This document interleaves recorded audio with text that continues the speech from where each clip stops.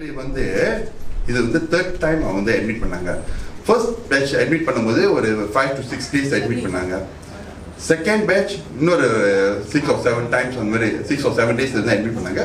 Until இந்த ரீசனான பேட்சில் வந்து ஒரு 14 days வந்து அட்மிட் பண்ணியிருந்தாங்க. பாருங்க என்ன ஆச்சுன்னாக்கா, இந்த அட்மிட் பண்ண காலகட்டத்தில் வந்து அவங்களுக்கு வந்து ஒன்றும் இல்லை, ஜஸ்ட் வந்து ஒரு இரும்பல் காய்ச்சல் அந்த மாதிரியான ஒரு சின்ன காரியம் தான். ஏன்னா அதுக்கு முன்னாடி அவங்களுக்கு வந்து இன்ஃப்ளூன்ஸா வந்து படிச்சிருப்பாங்க. ஸோ இப்போ அது குறித்து வந்து அவங்க செக் பண்ணும்போது, பேட்ச் செக் பண்ணும்போது எல்லாமே ஓகே, எல்லாமே நார்மல், எல்லா டெஸ்ட்டும் பண்ணாங்க, நார்மல், டிஸ்சார்ஜ் பண்ணிட்டாங்க. அப்போ திருப்பி ரெண்டாவது பேட்ச் மறுபடியும் அட்மிட் ஆகிட்டு மறுபடியும் வந்து அந்த சளி காய்ச்சல் இருந்துகிட்டே இருக்குது. திருப்பி வந்து நம்ம வந்து செக் பண்ண சொல்லிட்டு இந்த தடவை வந்து இந்த டிபி செக்லாம் பண்ணாங்க. டிபி செக், செஸ்ட் காஃப் இப்படி சொல்லி எக்ஸ்ரேலாம் எடுத்து பார்த்துட்டாங்க. அப்பயும் வந்து ஆண்டவர் பண்ணுங்க மகிமையான காரியம் செஞ்சாங்க. ஏன்னா அந்த காலகட்டம் தான் வந்து நான் வந்து அம்மா கூட வந்து ஊழியத்துக்கு ஸ்ரீலங்கா போகிற ஒரு காலகட்டம். அந்த டைமில் கூட வந்து மகளை வந்து அந்த ஹாஸ்பிட்டல் தான் இருந்தா. ஆனால் இருந்த பொழுதும் வந்து ஆண்டவர் வந்து அந்த இடத்துல வந்து எல்லா ரிசல்ட்டும் நெகட்டிவ் ஆக்கி கொடுத்தாரு, டிஸ்சார்ஜ் பண்ணி விட்டாங்க. ஆனால் இருந்தாலும் சத்துருவானுக்கு பொறுக்கல. மூணாவது தடவை இன்னொரு ஒரு வாரம் கழிச்சு திருப்பியும் வந்து இன்னொரு தடவை அட்மிட். அப்போ இந்த தடவை வந்து 2 weeks அட்மிட் பண்ணியிருந்தாங்க. அப்போ 2 weeks அட்மிட் பண்ணும்போது அப்போ அவங்களே வந்து என்ன சொல்லிட்டாங்க, எல்லா செக் பண்ணி பார்த்துட்டோம், எல்லா ரிசல்ட்டும் வந்து நெகட்டிவ்ஸ் தான் காட்டுது. அப்போ நாங்கள் இன்னும் ஒரு சில டெஸ்ட் செய்யணும்னு சொல்லிட்டு இன்னும் எக்ஸ்ட்ரா ஒரு 2-3 டெஸ்ட் செஞ்சுட்டு அதே போல் வந்து ஒரு HIV டெஸ்ட் ஒன்று செஞ்சுருந்தாங்க. அப்போ அந்த காலகட்டத்தில் என்ன பண்ணியிருந்தாங்க வந்து மகளை வந்து அந்த 14 நாளில் ஒரு 4-5 நாள் தான் வந்து நார்மல் வார்டு வச்சுருந்தாங்க. அதுக்கப்புறம் வந்து குவாரண்டைன் பண்ண சொல்லிட்டு ஒரு ஸ்பெஷல் வார்டுக்கு மாற்றிட்டாங்க. அதாவது ஒரு தனியான ஒரு ஐசோலேஷன் வார்டு. அது ஒரு சின்ன ஒரு பிலே தான், ஒரு ரூம்பு. அந்த ரூமில் யாரும் உள்ளே போக முடியாது, மகன் மட்டும்தான் தனியாக அங்கே இருக்கணும். அப்போ செக் பண்ணிட்டு அவங்க என்ன சொல்லிட்டாங்கனாக்கா, ரிசல்ட் வந்துருச்சு. ரிசல்ட் வந்து பாசிட்டிவ்னு சொல்லிட்டாங்க, HIV பாசிட்டிவ்னு சொல்லிட்டாங்க. ஓகேங்களா? ஸோ நாங்கள் வந்து எங்களுக்கு தெரியும் இது வந்து சத்துருவம் பண்ணுற வேலைன்ட்டுன்னு. ஆனால் எந்த ஒரு பேர் வந்து எந்த ஒரு சிம்டம்ஸும் எதுவுமே இல்லை. ஆனால் ரிப்போர்ட் மட்டும் வந்து HIV பாசிட்டிவ்னு வந்துருக்குது. அப்போ பாசிட்டிவ் வந்தோன்னா அப்போ நம்ம சொல்லிட்டோம் இது வந்து வாய்ப்பே இல்லை, எங்களுக்கு தெரியும் இது வந்து யாரோட வேலைன்ட்டுன்னு, நாங்கள் ரிப்பீட் டெஸ்ட் தேவைப்படும்ட்டுன்னு. அப்போ ரிப்பீட் டெஸ்ட் பண்ணுறதுக்கு வந்து அங்கே வந்து இன்னொரு 7 days இருக்கும் அந்த ரிப்பீட் டெஸ்ட் பண்ணதுக்கு. பட் என்ன ஆச்சுனாக்கா, அந்த 7 days வந்து மக தனியாக அந்த ரூமில் இருக்கும் போது ஒவ்வொரு நர்ஸும் சரி, ஒவ்வொரு டாக்டரும் சரி, அவங்க வந்து கேட்குற கேள்விங்க, பேசுகிற பேச்சுங்க. ஏன்னா அவங்களுக்கு தெரிய பாருங்க, HIV பாசிட்டிவ்னாக்கா எப்படி ட்ரீட் பண்ணுவாங்கன்னு. அப்போ வந்து அவங்க மைண்டுக்கு என்ன போவோன்ட்டுன்னு இதெல்லாம் தேவையில்லாத காரியங்களை பற்றி கேட்கறது. ஒரு தேவ பிள்ளைங்க நம்ம வந்து இந்த மாதிரியான காரியம்லாம் கேட்க வைக்கணும். அதெல்லாம் ஒரு கேள்வி. அவங்களுக்கு வந்து வேற ஏதாவது தொடர்பு இருக்குதா, அவங்களுக்கு வேற ஏதாவது உடல் உறவு வச்சிருக்கீங்களா, அப்படி இப்படின்ட்டுன்னு எவ்வளோக்கு எவ்வளோ வந்து மனசை நொறுக்க முடியுமோ அந்த மாதிரியான கேள்விகளை கேட்டு வந்து நொறுக்குனாங்க. அந்த இடத்துல வந்து மகன் வந்து தனியாக வந்து அந்த ரூமில் இருந்தா, யாருமே போய் பார்த்து ஆறுதல் சொல்றதுக்கு எதுவுமே இல்லை. அங்கே ஆண்டவர் மட்டும்தான் வந்து மகளுக்கு வந்து துணையாக இருந்தா. பல காரியத்தில் வந்து பல நேரத்தில் வந்து மகளே டவுன் ஆயிடுவாங்க. இந்த காரியத்தை குறித்து வந்து நாங்கள் வந்து அம்மாட்ட மட்டும் தான் சொன்னோம், பாஸ்தா மட்டும் தான் சொன்னோம். அடுத்தது ஆண்டவர்கிட்ட சொன்னோம். அம்மா வந்து அப்பயே சொல்லிட்டாங்க, இந்த தடவை இல்லை, ஃபர்ஸ்ட் பேட்ச் வந்து அட்மிட் பண்ணபோது அம்மா சொல்லிட்டாங்க எதுவுமே இல்லை, ஆண்டவரே சொல்லிட்டாரு நார்மல்ட்டு. ஆனால் என்ன ஆச்சுன்னாக்கா, சத்துருவம் வந்து அந்த வார்த்தை உண்மையான வார்த்தை தான். ஆனால் அதுக்கு வந்து காத்திருக்கிற ஜேர்னி இருக்குதுங்களா, பிரசவம் பரவாயில்ல, அந்த ஜேர்னி இருக்குதுங்களா, அந்த ஜேர்னிக்குள்ளே வந்து அவன் வந்து மைண்டில் வந்து ப்ளே பண்ணுறான் ட்ரிக். எப்படி நம்மளை டவுன் ஆக்க முடியுமோ அந்த வார்த்தை ஆண்டவர்கிட்ட கட்டளை. மகளும் குழந்தையும் சேஃப்ன்றது வந்து ஆண்டோட கட்டளை. பட் அந்த கட்டளையை வந்து நாங்கள் நம்பக்கூடாது, விசுவாசிக்க கூடாது, நம்மளை உடைக்கணும், நம்ம ஸ்பிரிட்டை உடைக்கணுன்றதுக்காக சத்துருவம் வந்து மாற்றி ப்ளே பண்ணுறோம். அப்படி ஒரு காரியம் தாங்க இந்த காரியமும். இந்த 7 நாள் நாங்கள் கடந்து போன அந்த ஒரு போராட்டம் இருக்குதுங்களா, அது வந்து ஆண்டவருக்கு தெரியும், அம்மாவுக்கு தெரியும். ஸோ அம்மாவோட வார்த்தை ரொம்ப எங்களுக்கு வந்து பலனாக இருந்துச்சு. எங்கள் விசுவாசத்தை வந்து தளர விடாமல் நாங்கள் வந்து அந்த நம்பிக்கையில் அப்படியே வந்து அதை ஓடத்துக்கு வந்து அம்மாவோட வார்த்தை ரொம்ப உற்சாகமாக இருந்துச்சு. ஏன்னா அம்மா வந்து எவ்ரி டைம் ப்ரே பண்ணும்போது வந்து அம்மா வந்து அவங்க மாமிசத்தில் வந்து எங்களுக்கு வந்து உற்சாகப்படுத்தலை, ஆண்டவர் சொன்னதை மெசேஜாக எங்கிட்ட கொடுக்குறாங்க. அப்போ ஆண்டவர் மெசேஜ் அது என்னைக்குமே வந்து மாறவே மாறாது. அந்த வாட் முழுவதுமா மகளை வந்து ஒரு மாதிரி ஒரு ஒரு தலைக்குறவா ஒரு மாதிரியான ஒரு காரியத்தில் தான் பார்த்தாங்க. இவன் தான் அவங்க வந்து இல்லை இது வந்து மெடிக்கல் டேர்மு, நாங்கள் டாக்டர்ஸ் நாங்கள் கேட்டு தான் ஆகணும், நாங்கள் வந்து இதை வந்து ஓப்பனாக பேசி தான் ஆகணும் அப்போ இப்படி எது சொன்னாலும். ஆனால் இமோஷனலாக வந்து ரொம்ப பாதிக்கப்பட்டார் மக. பட் அந்த இடத்துல கூட வந்து எங்களுக்கு தெரிஞ்சிடுச்சு ஆண்டவர் என்ன பண்ணாரு, 7 நாள் வெயிட் பண்ண வச்சு 8ஆவது நாள் ரிசல்ட் வருது. அந்த ரிசல்ட்ல நெகட்டிவ்னு வந்துச்சு. அந்த HIV நெகட்டிவ் எப்படி வந்து பாசிட்டிவ்னு வந்து அவன் ப்ளே பண்ண பார்த்தானோ அதே ரிசல்ட் வந்து ஆண்டவர் மாற்றி போட்டாரு. HIV நெகட்டிவ்னு சத்துருவம் முன்னுக்கு வந்து ஒரு பந்தியை ஆயத்தப்படுத்துன்னு சொல்லியிருந்தாரு. எங்க நம்ம தலை குனிந்து போவோமோ அந்த இடத்துல நம்ம தலை நிமிர வைப்பேன். அந்த வாட்டு முழுவதா 7 நாள் வந்து ஒரு மாதிரி கேவலமா பார்த்துக்கிட்டு, ஆனா சொல்லல, யாரும் காமிச்சிக்கல. ஆனா அவங்க பார்க்கற பார்வை, பேசுற பேச்சுகள் எல்லாம் ஒரு மாதிரி தெரியுங்களா. கண்டிப்பா இவங்க வந்து ஒரு உலக ரீதியான ஒரு கப்பல்ஸா தான் இருக்கும், உலக ரீதியான ஒரு பெண்ணா தான் இருக்கும், அப்படி இப்படின்ட்டு அவங்க வந்து அந்த பார்வையிலே தங்களா அப்படியே கொள்ற மாதிரி பார்ப்பாங்க, கேவலமா பார்ப்பாங்க. ஆனா ஆண்டவர் அங்கதான் வந்து எங்க தலையை நிமிர வச்சு கழுகு போல பறக்க வைத்தாரு. எந்த ஓட்டுல அவங்க வந்து நெகட்டிவ் பாசிட்டிவ்னு சொன்னாங்களோ அதே ஓட்டுல ரிசல்ட்டோட நாங்க வந்து ரிசல்ட்டை வச்சிருக்கோம். ரிசல்ட்டோட நெகட்டிவ்னு சொல்லி இன்னும் ஒரு நாள் அதே ஓட்டுல வந்தாவா சுத்த வச்சாரு எங்களை. ஹல்லேலூயா. ஆண்டவர் செய்த காரியம் பெரிய காரியம். இந்த மாசம் வந்து 7ஆம் மாசம் வந்து வந்து ப்ராமிஸே அதுதான், behold I will make all things new. நாங்க எங்க வாழ்க்கையில எல்லா காரியம் வந்து பெருசா செஞ்சாரு. அது வந்து மக காரியத்தில் மட்டும் இல்லை, ஏன் தனிப்பட்ட காரியத்திலயும் வந்து நிறைய செஞ்சாரு. இந்த மாசம் முழுவதும் வந்து எனக்கு சாட்சின்னு சொன்னா நிறைய இருக்கு சொல்லதுக்கு சாட்சி, நிறைய ஆசீர்வாதங்கள் வந்துச்சு. ஆனா ஆசீர்வாதத்தை பெற்றுட்டோம், ஆனா என் வாழ்க்கை மாறலனாக்கா அது பிரயோஜனம் இல்லை. ஆனா இந்த தர நான் ஏற்கனவே வந்து பல முறை வந்து நான் நிறைய ஆசீர்வாதம் ஆண்டு விட்டு வாங்கியிருக்கேன். ஆனா எனக்கே தெரியும் இந்த தர நான் வாங்கின ஆசீர்வாதத்துக்கு என் வாழ்க்கையை மாறி இருக்குது. ஹல்லேலூயா, ஹல்லேலூயா. Thank you so much. சாட்சிக்காக ஆண்டவர் வந்து இந்த சாட்சியை வந்து எங்க வாழ்க்கையில ஏற்படுத்துறதுக்காக நான் ஆண்டவருக்கு நன்றி சொல்றேன். ஏன்னா இந்த காரியம் ஒன்று நடக்கலனாக்கா இன்னைக்கு எனக்கு சொல்ல சாட்சி இருந்திருக்காது. ஆண்டவர் கொடுத்த இந்த சாட்சிக்காக நான் ஆண்டவர் நாமத்தை மகிமைப்படுத்துறேன். அதுக்காக என்னை தாழ்த்தி அவரை நம்ம உயர்த்துறோம். ஹல்லேலூயா, ஆமென்.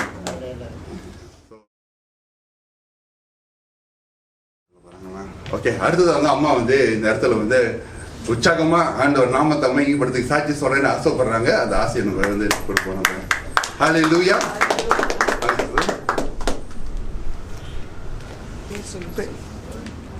Praise the Lord. என் பெயர் ராஜலட்சுமி. இன்றைக்கு வந்த போராட்டமே பெரிய ஒரு போராட்டம் தான். நாங்கள் வந்து எங்கெங்கேயோ சுற்றி போய் எங்கெங்கேயோ வந்து இங்கே இந்த இடத்துக்கே வரலை, எங்கேயோ போயிட்டோம். நாங்கள் எல்லாம் சுற்றி மை காட் ஆண்டோட்ட சரண்டர் பண்ணிட்டேன். ஆனால் இன்னைக்கு என்ன நேற்று என்ன நைட்டில் நடந்துச்சுன்னா, ஒரு வாரத்துக்கு முன்னைக்கே ஒருத்தர் வந்தார். அவர் இறச்சி வந்தார். வந்து ஏன் வரல, எதுக்கு வரலன்னு கேள்வி கேட்டார். அதுக்கெல்லாம் என்னால் பதில் சொல்ல முடியல. அப்போ நம்ம எவஞ்சலிங் சுமிதாவை பற்றி நான் சொன்னேன். அவர்கிட்ட சொல்லும் போது அதை ஏற்றுக்கொள்ள முடியல அவங்களால. ஓகே, பிரச்சனை இல்லை. அப்போ மகளோட திருமணத்தை பற்றி நான் சொன்னேன். அவர் திருமணத்தை பேசாமல் இறந்ததை பற்றி பேசிக்கிட்டு இருந்தார். அப்போ அந்த நேரத்தில் சரி ஆண்டவர் கட்டுப்படுத்திருக்குன்னு சொல்லிட்டு இப்போ சாமியாக இருந்துட்டேன், பரவாயில்ல. அவர் வந்துட்டு போனதுலேருந்து நம்ம ஹஸ்பண்ட்கிட்ட வந்து பைபிள் வச்சுருப்போம், பெரிய பைபிள் வச்சுருப்போம்.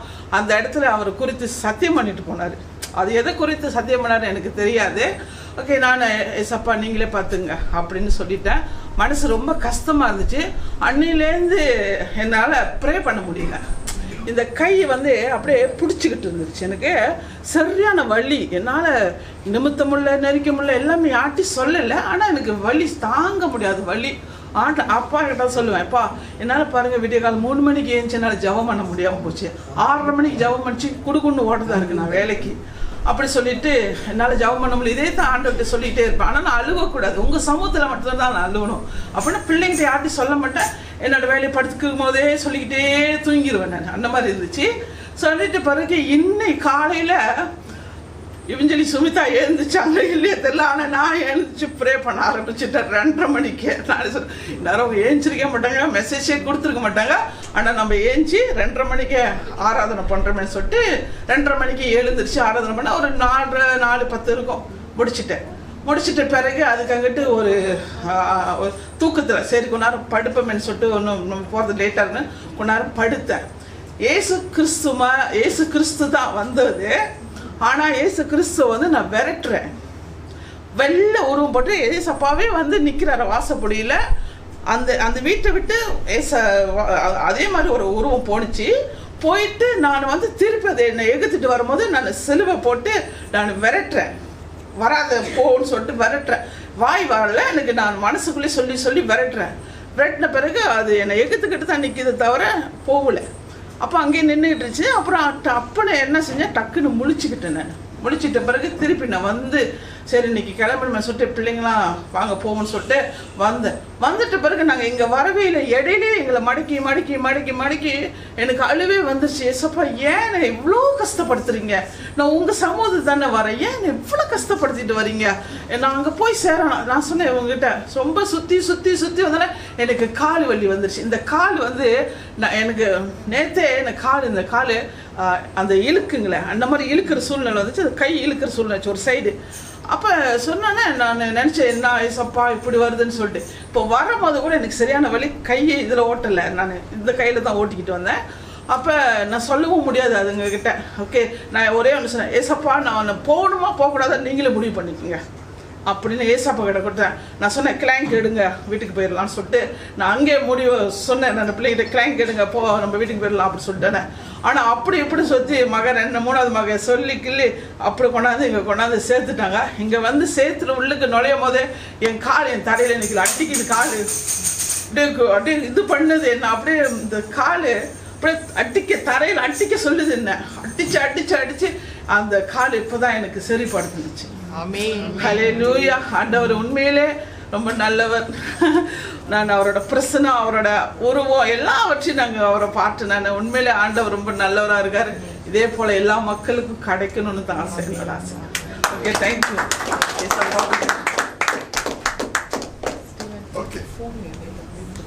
Okay praise the Lord. So சூப்பரான சாட்சி அம்மா சொன்னாங்க.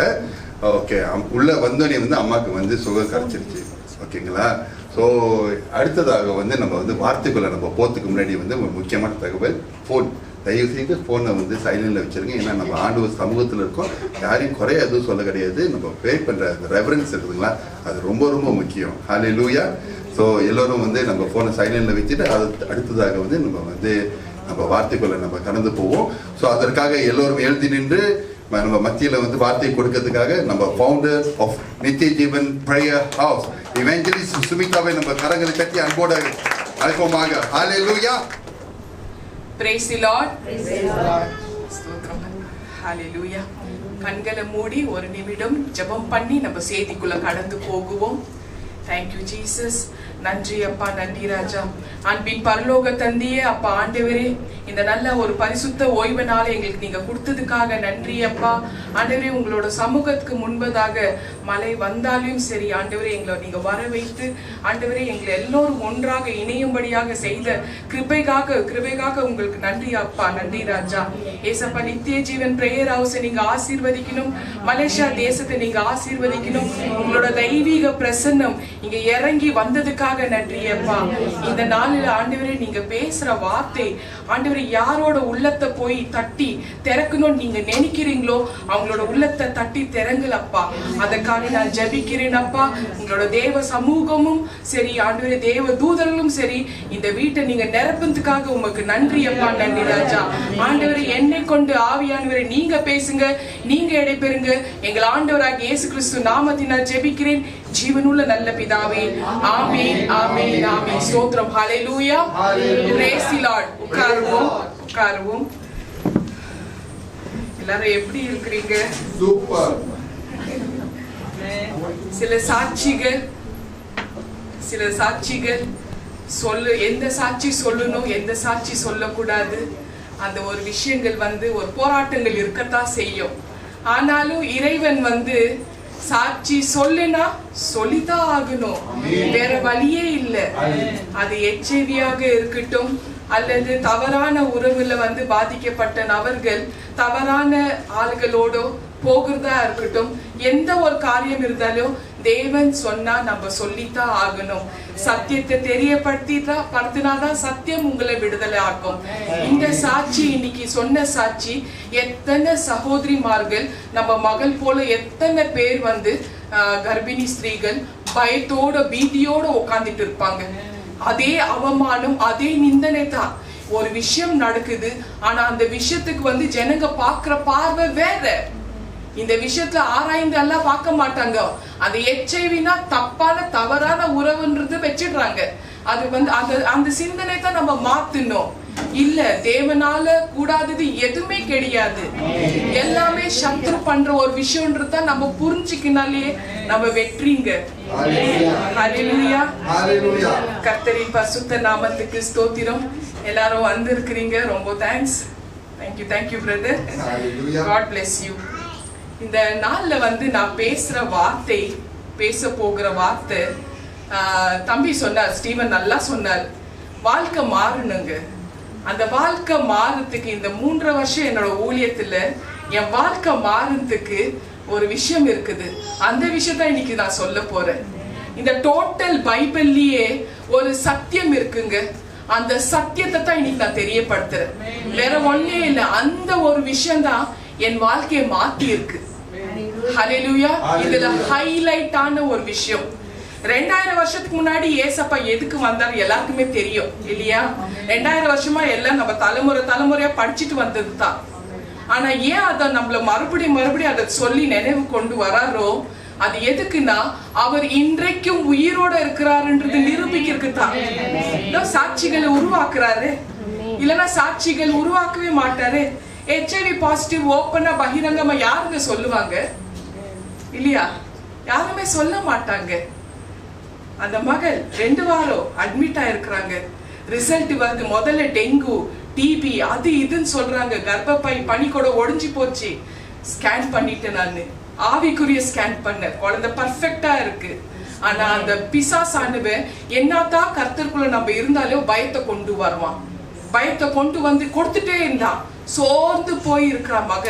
ஆனாலும் போன் பண்ணி எனக்கு சொல்றாங்க, என்ன சொல்றாங்க, அம்மா நீங்க ஜெபம் பண்ணீங்க, எனக்கு தெரியும் HIV பாசிட்டிவ்காக நீங்க ஜெபம் பண்ணீங்க, அந்த நம்பிக்கை இருக்கு, எனக்கும் நீங்க ஜெபம் பண்ணுவீங்க, என் மகனுக்கோ எனக்கோ ஒன்னும் பாதிப்பு வராதபடி நீங்க செய்வீங்க, அது எனக்கு தெரியும், ஆண்டவர் உங்க மூலமா செய்வாரு. ஆனாலும் ஒரு பயம் உள்ள இருக்கு. பயம் ஏன்னா ரிப்போர்ட் சொல்லுது பாசிட்டிவ் ரிப்போர்ட் வந்துடுச்சுங்க. ஸ்கேன் பண்ணி பார்த்தா ரத்தம் அசுத்தமா இருக்கு. பாக்குற எப்படி அது சாத்தியமாகும்? போன வாரம் மெசேஜ், நீதிமான் என்ற ஒரு மெசேஜ், அந்த தலைப்புல நான் பேசியிருப்பேன். இவாஞ்சலிஸ்ட் ஓரல் ராபர்ட்ஸ், அவரை பத்தி நான் பேசியிருப்பேன். அவங்க தாய், அந்த தாய் அவர் கர்ப்பத்துல இருக்கிறக்குள்ள 9 மாச கர்ப்பிணி, நிறமாச கர்ப்பிணி. அவங்க சுவிசேஷம் சொல்றதுக்கு ஒரு இடத்த தாண்டறக்குள்ளோ அந்த கம்பி அப்படியே வயித்தை கிழிக்குது. சர்ஜரி, சிசரியன் மாதிரி குழந்தை வெளியில வருது. அப்படியே புடிச்சு அந்த அம்மா கதறி அழுறாங்க, இந்த குழந்தை காப்பாத்தினீங்கன்னாக்கா நிச்சயமா இந்த குழந்தைய நான் ஊழியத்துக்கு கொடுப்பேன்னு சொல்றாங்க. அந்த மாதிரி அந்த குழந்தை எவ்வளவு போராட்டத்துக்கு அப்புறம் அந்த குழந்தைய மீட்டெடுத்து, அந்த குழந்தை மருந்தளிச்சு பின்வாங்கி போன பேருக்கும் க்ஷயரோகத்தை கொடுத்து ஆண்டவர் எப்படியெல்லாம் கொண்டு வராரு பாருங்க. ஹீல் பண்ணி அவரை மிகப்பெரிய ஊழியக்காரராக மாத்துறார். அமெரிக்கால ஓரல் ராபர்ட்ஸ் அவரோட சாட்சி, அதை வச்சு ஜெபம் பண்ண. அப்பதான் மெசேஜ் வருது. அந்த நீதிமான்ன்ற ஒரு மெசேஜ் முடிச்ச கையோட இந்த ஈவினிங் இந்த காட்சி எனக்கு இந்த செய்தி. அப்புறம் ஜெபம் பண்ண, ஆண்டவரே உங்களால முடியும், நீங்க வெட்கப்படுத்த வேண்டாம், நீங்க உங்களால சாட்சியை நீங்க மாத்த முடியும். தொடர்ந்து ஜெபம் பண்ணிட்டு இருக்கிற. மறுபடியும் கால், எனக்கு பயமா இருக்கு, பயம் வருது, நடுக்க வருது, மன அழுத்தம் வருது, ஸ்ட்ரெஸ் வருது, டிப்ரெஷன் வருது, என்ன நடக்குதுன்னு எனக்கு தெரிய மாட்டேங்குது ஆண்டி. நான் ஒரே ஒரு வார்த்தை சொல்றேன், நீ காதுல வெயி, நான் உங்க சன்னுகிட்ட பேசணும். நீ பயத்தோட பீதியோட வெளியில வரப்போறியா, இல்ல சிங்கக்குட்டி போல வரப்போறியா, ஜெயிச்சுட்டு வரப்போறியா? சிங்கக்குட்டி போல ஜெயிச்சுட்டு வரேன்னு அந்த தாய் சொல்றக்குள்ள அந்த மகன் துள்ளி குதிச்சான்.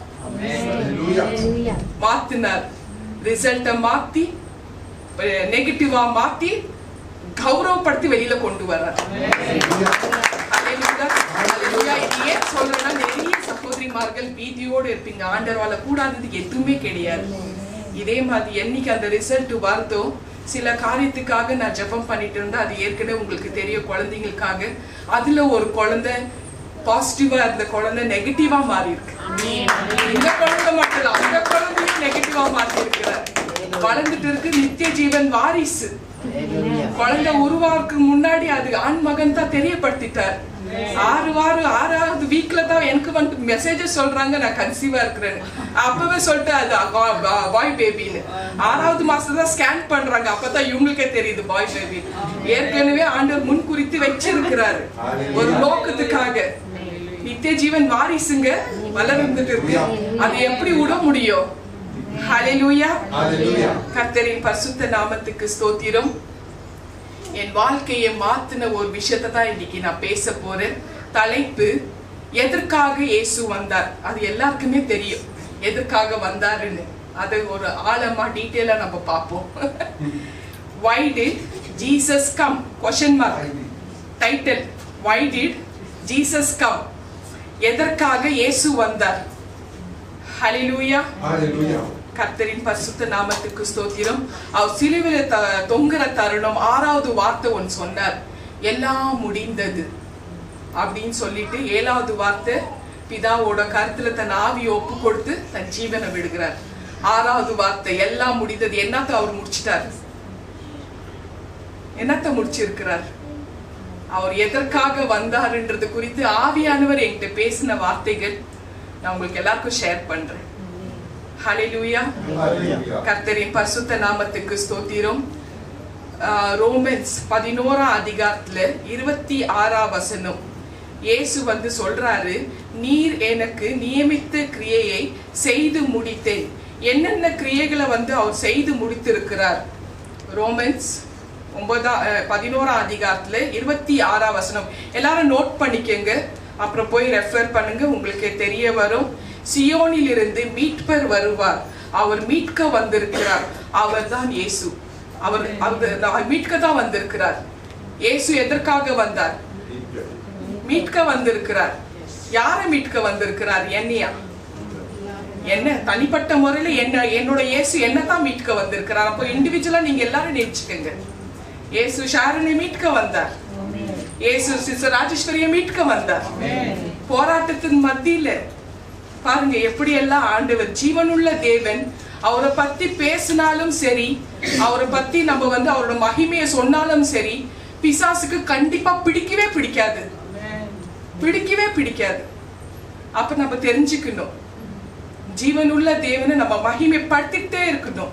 வரப்போற சந்ததிகளுக்கு இயேசு இருக்கிறாரா இல்லையான்னு தெரியாத ஒரு கொடூரமான காலம் வரப்போகுது. வசனத்தின் பஞ்சம் வரப்போகுது.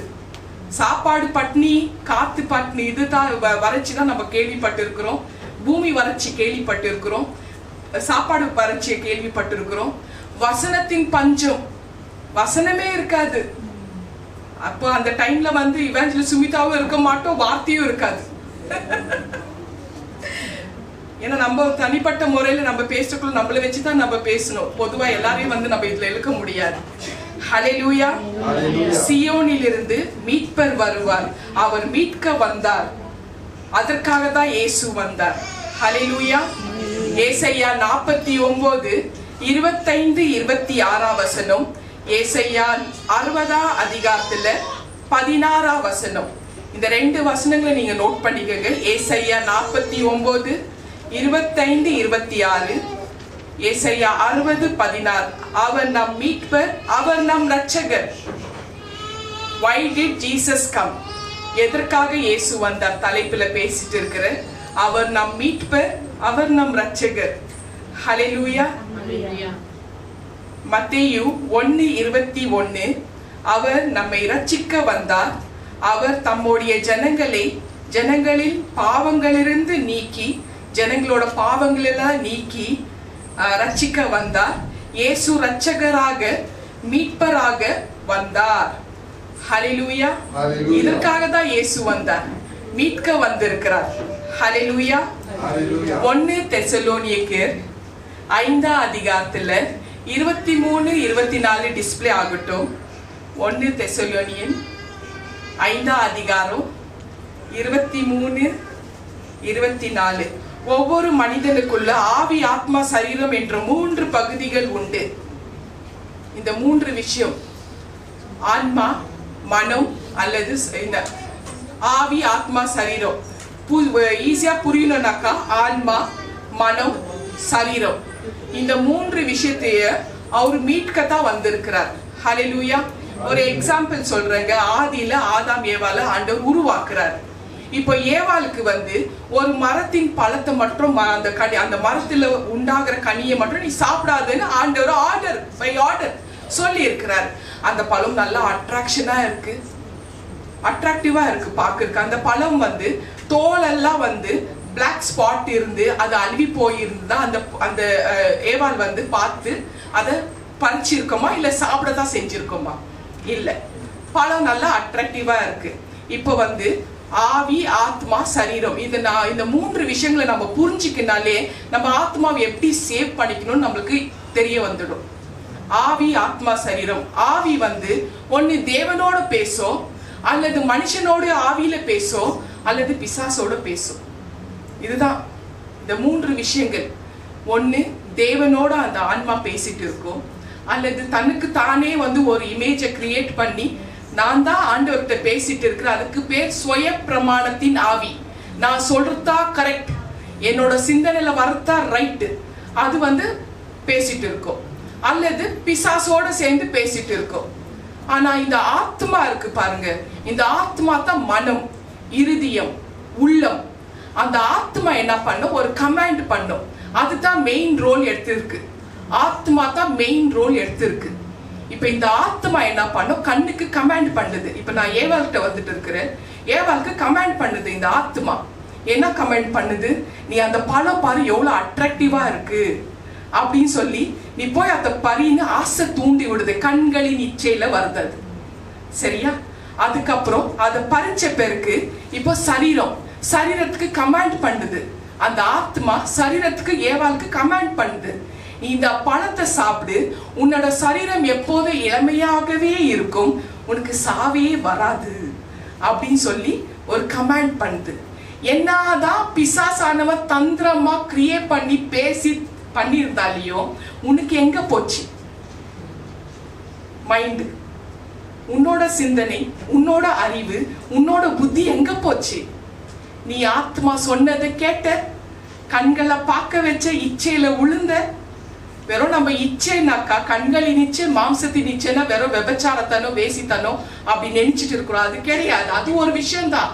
ஆனா இப்படியும் ஆண்டவர், இப்படியும் பிசாசானவன் இந்த ஆத்மா சரீரத்தை ஆட்கொண்டு இருக்கிறான். சரீரத்தை காப்பாத்திக்கணும். ஆத்மாவை காப்பாத்தினா தான் சரீரத்தை உன்னால காப்பாற்ற முடியும். கடைசியில என்ன ஆச்சு? ஆதியாகமம் 3:19 உழுதாங்களா? ஆண்டவர் என்ன பண்ணார்? பனிஷ் பண்றார். எந்த சரீரத்தை நான் மண்ணுனால உருவாக்கணும்னோ அந்த சரீரம் மண்ணுக்கு தான் போகணும். இதுதான் லா போட்டாரு. இப்ப அந்த சரீரத்தை, அந்த ஆத்மாவை மீட்கத்தா நம்ம மீட்பர் வந்திருக்கிறாருங்க. ஹல்லேலூயா. அந்த ஆத்மாவை மீட்கத்தா இயேசு வந்திருக்கிறார். சொல்லுங்க, என் ஆத்மாவை மீட்க இயேசு வந்திருக்கிறார். இயேசு எதற்காக வந்தார்? ஹல்லேலூயா. ஈஸியா புரிஞ்சிடுச்சு. சோ ஆத்மான்றது ரொம்ப ரொம்ப இம்பார்ட்டன்ட். என்னென்ன கிரியைகள் அவர் செய்ய வந்திருக்கிறார், பல கிரியைகள் அவர் செய்ய வந்திருக்கிறார். அதுல ஒரு கிரியை மட்டும் தான் இன்னைக்கு எனக்கு பேச அனுமதியை கொடுத்திருக்கிறார் ஆண்டவர். ஹல்லேலூயா. அந்த கிரியை நான் நிறைவேற்ற தான் வந்திருக்கிறேன் அப்படின்னு சொல்லிட்டு அதை நிறைவேற்றினாரா அப்படின்ற ஒரு கேள்வி வருது இல்ல? உண்மையிலே அவர் அந்த ஆத்மாவை மீட்க வந்தாருன்னு சொன்னாரே, அதை நிறைவேற்றினாரா அப்படின்னு ஒரு கேள்வி. அப்ப அதுக்கு பதில், ஆத்மாவை மீட்கத்தான் அவர் வந்தாருன்னு ஆணிதனமா உறுதியா ஆவியானவர் எனக்கு தெரியப்படுத்தினார். ஹல்லேலூயா. சங்கீதம் 41:9 டிஸ்பிளே ஆகட்டும். சங்கீதம் 49:9 ஆத்மாக்கு, ஒரு மனுஷனுக்கு ஆத்மா மீட்பு ரொம்ப ரொம்ப அவசியம். ஆத்மா வந்து ஆத்மாவை கரைப்படுத்துவது பாவம். இந்த பாவம் தான் ஆத்மாவை கரைப்படுத்துது. சோ பாவம் செய்யாத மனிதன் யாருமே கிடையாது. பாவம் செய்கிற மனிதன் எல்லாருமே பாவிகள் தான். ஆனா இந்த ஆத்மாவை கரைப்படுத்துறது பாவம்ன்றது ஆண்டவருக்கு தெரியும். இந்த ஆத்மாவை மீட்கத்தான் அந்த மீட்பர் வந்திருக்கிறார். ஹல்லேலூயா. ஒரு பிரதர் சென்னையில இருக்கிறாரு. அவர் வந்து எனக்கு கால் பண்ணி என்கிட்ட வந்து ஒரே புலம்பலா பேசுறாரு. சிஸ்டர், எனக்கு வந்து இந்த மாதிரி போதையில அடிமையா இருக்கிறேன். நான் போதை பழக்க வழக்கத்துல அடிமையா இருக்கிறேன். எனக்கு வந்து ராத்திரி பகலும் போதை மருந்து செலுத்தினா இன்ஜெக்ஷன் போட்டாதான் என்னால தூக்கமே வருது. என்னால அதை விட்டுட்டு விலகி நான் வந்து போகவே முடியல. என் வாழ்க்கை நரகம் போல ஆயிருக்கு. அது போடலன்னா என்னோட உடம்பெல்லாம் அப்படியே நடுக்க வந்துடும். அப்படியே உடம்பெல்லாம் ஷேக் ஆகும். என்னை வந்து என் மருந்து செலுத்தினா, அந்த போதை மருந்து செலுத்தினா தான் என்னோட உடல்ல என்னால வந்து தூக்கம் வருது. என் வாழ்க்கை மாறணும். ஏன்னா என் வாழ்க்கை நரக மாதிரி இருக்கு. தயவு செஞ்சு எனக்கு ப்ரே பண்ணுங்க அப்படின்னு சொல்றாரு. அவருக்கு பிரேயர்ல வச்சிருந்த நிறைய விஷயங்கள் வந்து நம்மளோட சாட்சி தான் அடுத்த தலைமுறைக்கு பாடும்ன்றது இந்த மெசேஜ்ல நம்ம புரிஞ்சுக்கணுங்க. இப்ப என்னோட சாட்சி அடுத்த தலைமுறைக்கு பாடும். இப்ப ஷாரனோட சாட்சி அடுத்த தலைமுறைக்கு பாடமா இருக்கு. அதே மாதிரி அங்க அப்படியே திருப்புங்க. பிரதர் சவரிமுத்து எந்திரிச்சு நின்னுங்க. உங்களோட சாட்சி எத்தனை சகோதரமார்களுக்கு அது ஒரு பாடமாக இருக்கு. பாடமாக இருக்கு. எத்தனை சகோதரமார்களுக்கு இவரை பத்தி நான் வந்து தெரியப்படுத்தி தான் ஆகணும். இவரோட சாட்சி எங்களோட நித்திய ஜீவன் சேனல்ல இருக்கு. சோ இவரோட சாட்சி என்னன்னா 24ல இருந்து 20 வயசு இளம் வாலிபர். அந்த நேரத்துல இவருக்கு வந்து போதையில பழக்கம் அடிமையா இருக்கு. அடிமைத்தனம் இருக்கு. சோ இந்த போதை பழக்கத்துல அடிமைத்தனம் இருக்கிறதுனால இப்போ வந்து இவரு என்ன பண்றாரு, ஒரு 30 வருஷம் அந்த போதையில அடிமை ஆகிறார். அப்போ அவருக்கு வந்து வயசு 54 வயசு. 30 வருஷம் போதையில அடிமை ஆயிட்டு இருக்கிறாரு. 3 தடவை அவருக்கு நியர் டெத் போயிட்டு வராரு. சோ அவரு டிரைவர் ஆக்சிடென்ட் ஆகுது, 2 ஸ்பாட் டெத் ஆகுது, அப்போ தப்பிக்கிறார். அப்படி வந்து சில விஷயங்கள் அப்படி மரணத்தை நோக்கி மரணத்தை நியர்பை வந்த பிறக்கோ அவரால் அந்த போதையில வந்து விட்டு விலக முடியல. அவரால் முடியவே இல்லை. கடைசியா 3rd டைம் நுரையீரல் பாதிக்கப்பட்டு நுரையீரல் லாஸ்ட் ஸ்டேஜ் ரத்த வாந்தி எடுத்து க்ஷயரோகத்தினால பாதிக்கப்பட்டு ஹாஸ்பிட்டல்ல அட்மிட் ஆயிருக்கிறாரு. அப்பதான் அவரோட சிஸ்டர் இன் லா கிட்ட இருந்து எனக்கு பிரேயர் ரிக்வெஸ்ட் வருது. இந்த மாதிரி அப்ப நான் வந்து கேட்ட ஒரே ஒரு விஷயம், அவருக்கு வந்து நான் டிஸ்சார்ஜுக்காக ஜெபம் பண்றேன், கூடிய சீக்கிரம் டிஸ்சார்ஜ் ஆகும். ஆனா ஆன உடனே அவருக்கு தெரியப்படுத்துங்க, இனி வாழ போற வாழ்க்கை இயேசுக்காக வாழ்வாரா கேட்டு சொல்லுங்கன்னு. அங்கிருந்து மெசேஜ் வருது, வாழ போறாருன்னு சொல்லிட்டு. டிஸ்சார்ஜ் ஆகி உடனே வந்து என்னை பார்க்க வந்தார். 1 யோவான் 5:8 படி அவருக்கு ஹோலி வாட்டர் ஜெபம் பண்ணி கொடுக்குறேன் நான். அந்த ஹோலி வாட்டர் குடிக்கிறாரு. அது குடிக்க அவரோட வாழ்க்கை மாற ஆரம்பிச்சிச்சு. இயேசுவை தன்னோட சொந்த ரட்சகராக ஏற்றுக்கொண்டாரு. இப்ப பாருங்க அவர் எப்படி இருக்கிறார். இந்த சாட்சி எத்தனை பேருக்கு ரீச் ஆயிருக்கு தெரியுமா? அந்த பிரதரோட வாழ்க்கை மாறி இருக்குதுங்க. சென்னையில இப்ப சொன்னேன் இல்லையா, அந்த பிரதரோட வாழ்க்கை மாறி இருக்கு. ஆத்மாவை அந்த எப்படி ஜெபம் பண்ணோம்னாக்கா நாங்க மெயின் ரோல்ல இருப்போம்.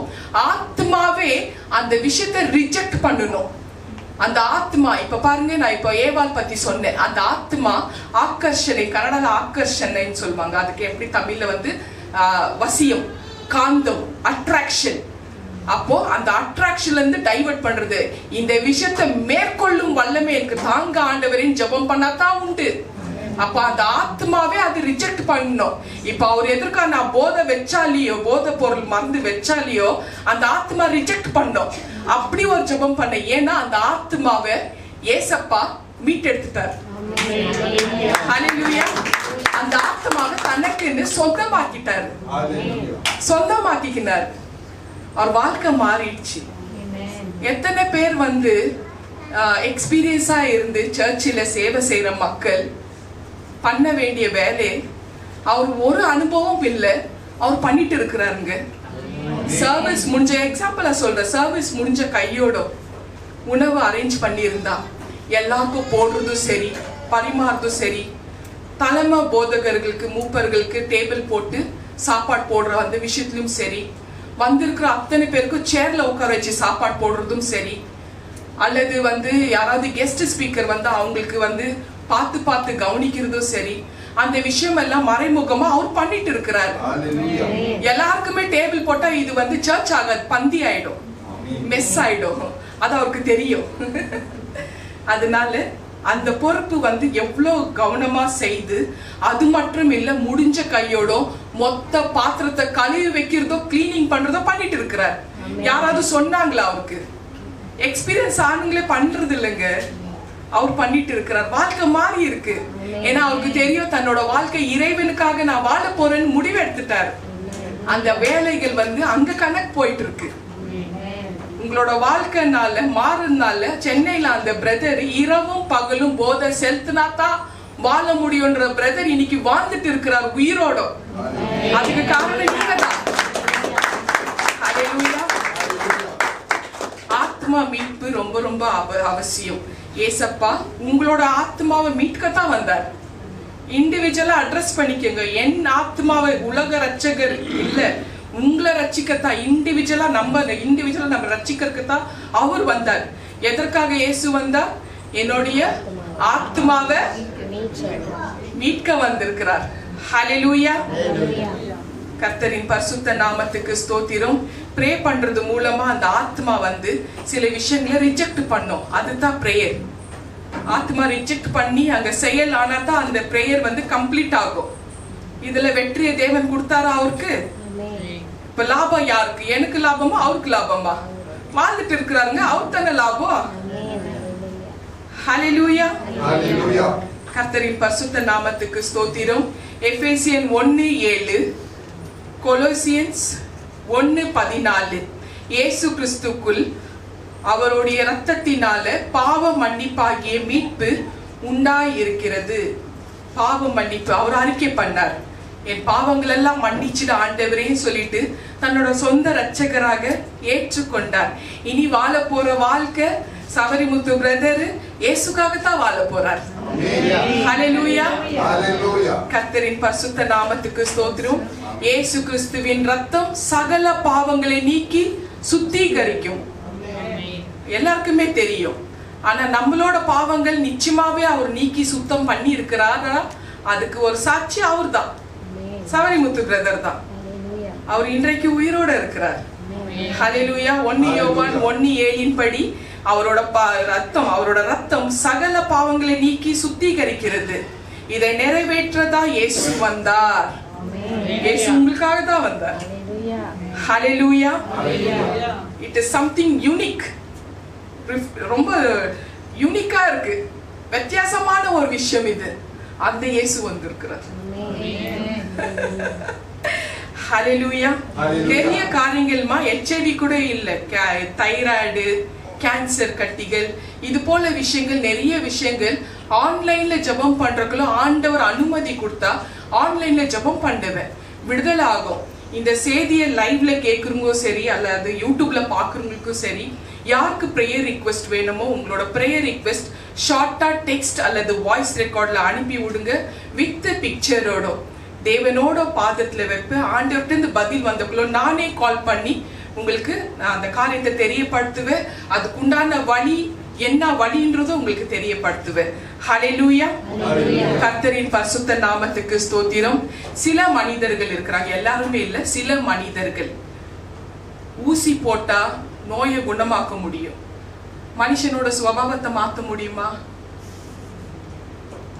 மாத்த முடியுமா? எங்க அம்மா சொல்லுவாங்க, நாய் வாளுக்கு மட்டம் கட்டி வச்சு கட்டுனா அது நிக்குமா, அதை அவுத்துட்டா திரும்பி அப்படியே வளைஞ்சிடும். அப்படி சில மனிதர்கள் இருக்கிறாங்க. அதுல ஒரு சாட்சி, 19 வருஷமா ஒரு பிரதர் தன்னோட கால் 2 கால் அழுவி போயிருக்கு. சாக்ஸ் போட முடியல. எவ்ரி 10 minutes அவர் சாக்ஸ் ரிமூவ் பண்ணித்தான் ஆகணும். ஏன்னா ரத்தமும் சீவோ தண்ணி ஒழுவிட்டே இருக்கும். அவர் கிளினிக்கு போறது தான் வேலை. கிளினிக் போய் ட்ரெஸ்ஸிங் பண்ணணும். எவ்ரி 2 days ஒன்ஸ் அந்த மாதிரி ட்ரெஸ்ஸிங். நீங்க லோக்கல்ல இருக்கிறீங்க, உங்களுக்கு தெரியும் ஒரு ட்ரெஸ்ஸிங் போனா எவ்வளவு காஸ்ட் வருதுன்னு. காஸ்ட் ஒரு பக்கம், ஆனா வலி வேதனை தூக்கம் இல்லை, ஷூ போட முடியல. அவங்க வைஃப் கிட்ட இருந்து ப்ரேயர் ரிக்வெஸ்ட் எனக்கு வருது. 2 பேரையும் வர வச்சு தெரியப்படுத்துற, ஜபம் பண்ற. அது ஜபம் பண்றதுக்கு முன்னாடி எனக்கு தான் ஆண்டவர் வேர்ட் ஆஃப் விஸ்டம் கொடுத்துருக்கிறாரு.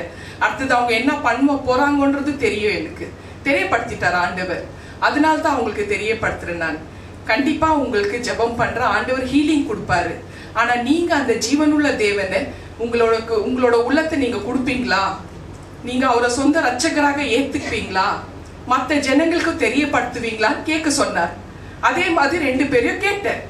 அவங்க சொன்ன விஷயம் என்னன்னாக்கா, கண்டிப்பா எங்களுக்கு சுகம் ஆயிட்டாக்கா, நாங்க நல்லா ஆயிட்டா நிச்சயமா எல்லார்கிட்டயும், எங்க சொந்த பந்தங்களுக்கு மட்டும் இல்ல, மற்ற எல்லா ஜனங்களுக்கும் நாங்களே போய் தெரியப்படுத்துவோம் அப்படின்னு சொன்னார்.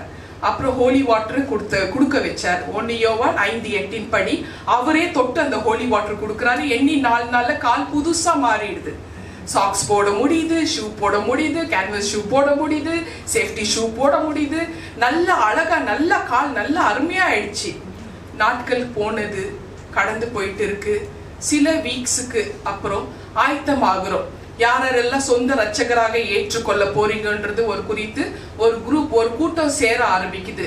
இறைவன் சொல்றாரு ஒரு குறிப்பிட்ட நாளா, இறைவன் தான் சொல்றாரு அந்த நாள்ல நீ எல்லாருமே வாட்டர் பேப்டிசம் கொடுன்னு சொல்றாரு. ரைட்டு. ஸோ அந்த நாள்ல கொடுக்கறதுக்கு உண்டான ஆயத்தம் ஆகுது. அவர் சொன்ன மாதிரி நாங்க செய்யறோம்.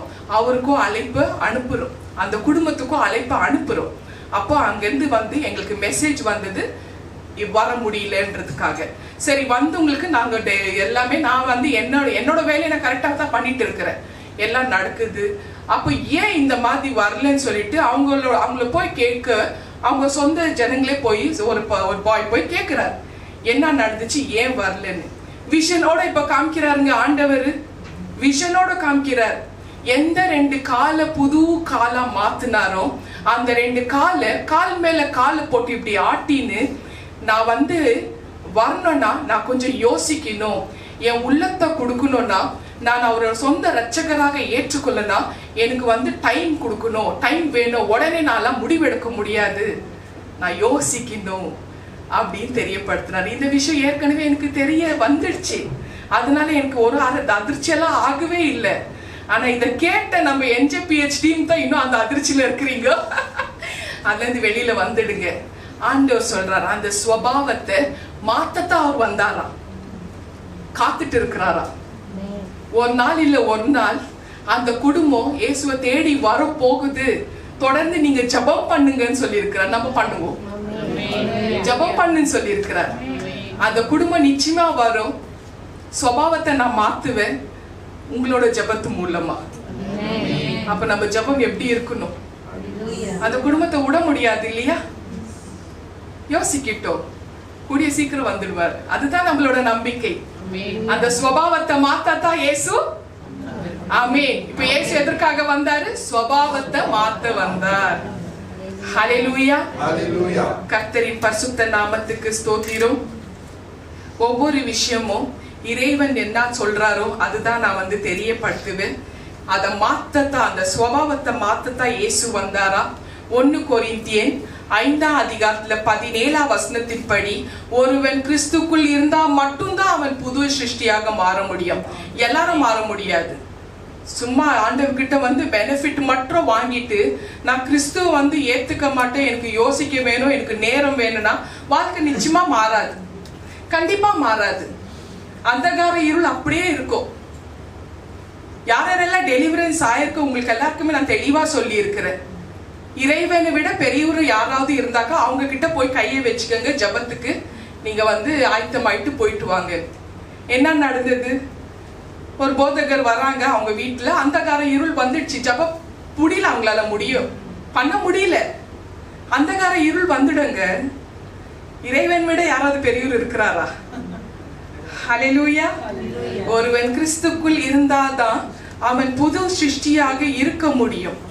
இதுதான் அவருக்கு தெரியப்படுத்திருக்காரு. இந்த வார்த்தை எத்தனை ஜனங்களுக்கு பழிச்சிருக்கு, எனக்கு பழிச்சிருக்கு. நான் புது சிருஷ்டியா மாறி இருக்கிறேன், என் வாழ்க்கை மாறி இருக்கு. அதுக்கு நான் தான் சாட்சி. 2019 எனக்கு மிகப்பெரிய பிரெயின் டியூமர் சர்ஜரி நடந்தது. ஜூலை 3ஆம் தேதி தான். ஆனா அதுக்கு முந்தின மாசம், ஜூன் மாசம் கடைசி வாரம் பிரதர், என்னோட லைஃப் வந்து யாருக்குமே நான் வந்து தெரியப்படல. எங்க அக்கா ஹஸ்பண்ட்க்கும் சரி, மகளுக்கும் சரி, தலையில இவ்வளவு பெரிய கட்டி, வலி, வேதனை, பாரம் இருக்குது, சொல்ல முடியல. ஏன்னா என்னோட வெளியரங்கமான வலி வேதனை பார்த்துட்டு இருக்கிறாங்க. அவங்களுக்கு என்னோட உடல் ரீதியான ஒரு விஷயத்தை ஏன் சொல்லி கஷ்டப்படுத்துறதுன்னு சொல்லி தற்கொலை வரைக்கும் போயிட்டு முடிவு எடுத்துட்டேன். வலி தாங்க முடியல, எனக்கு சரீரத்துல பலன் இல்லை, இழப்புகள் மேல இழப்ப சந்திச்ச, சாவதே நல்லது, மனசுல நிம்மதி இல்லை, சமாதானம் இல்லை, சாவதே நல்லதுன்னு சொல்லி வாழ்க்கை அப்படியே கசந்து போச்சு. எனக்கு குதிக்கணும்ன்றக்குள்ளதான் ஒரு பர்சன் பக்கத்துல வந்து நிக்கிறார்.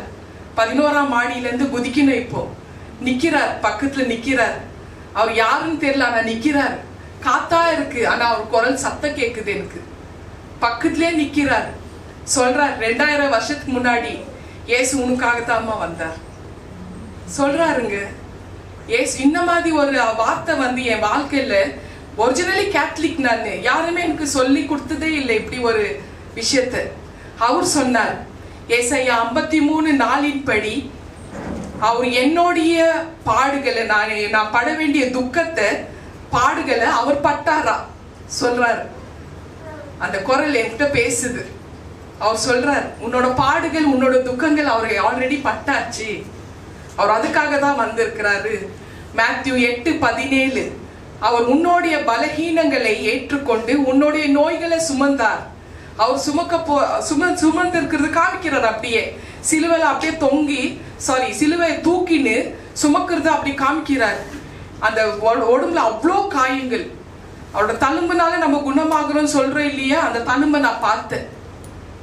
தலையில கட்டி இருக்கக்குள்ள பாக்குறேன், அந்த தழும்ப பாக்குற, சொல்றார், அந்த தழும்புனால நீ குணமாக போற, உன் நோய்களை சுமந்துட்டு இருக்கிறார் பாருன்றார். பாக்குற விஷனோட காமிக்கிறார்.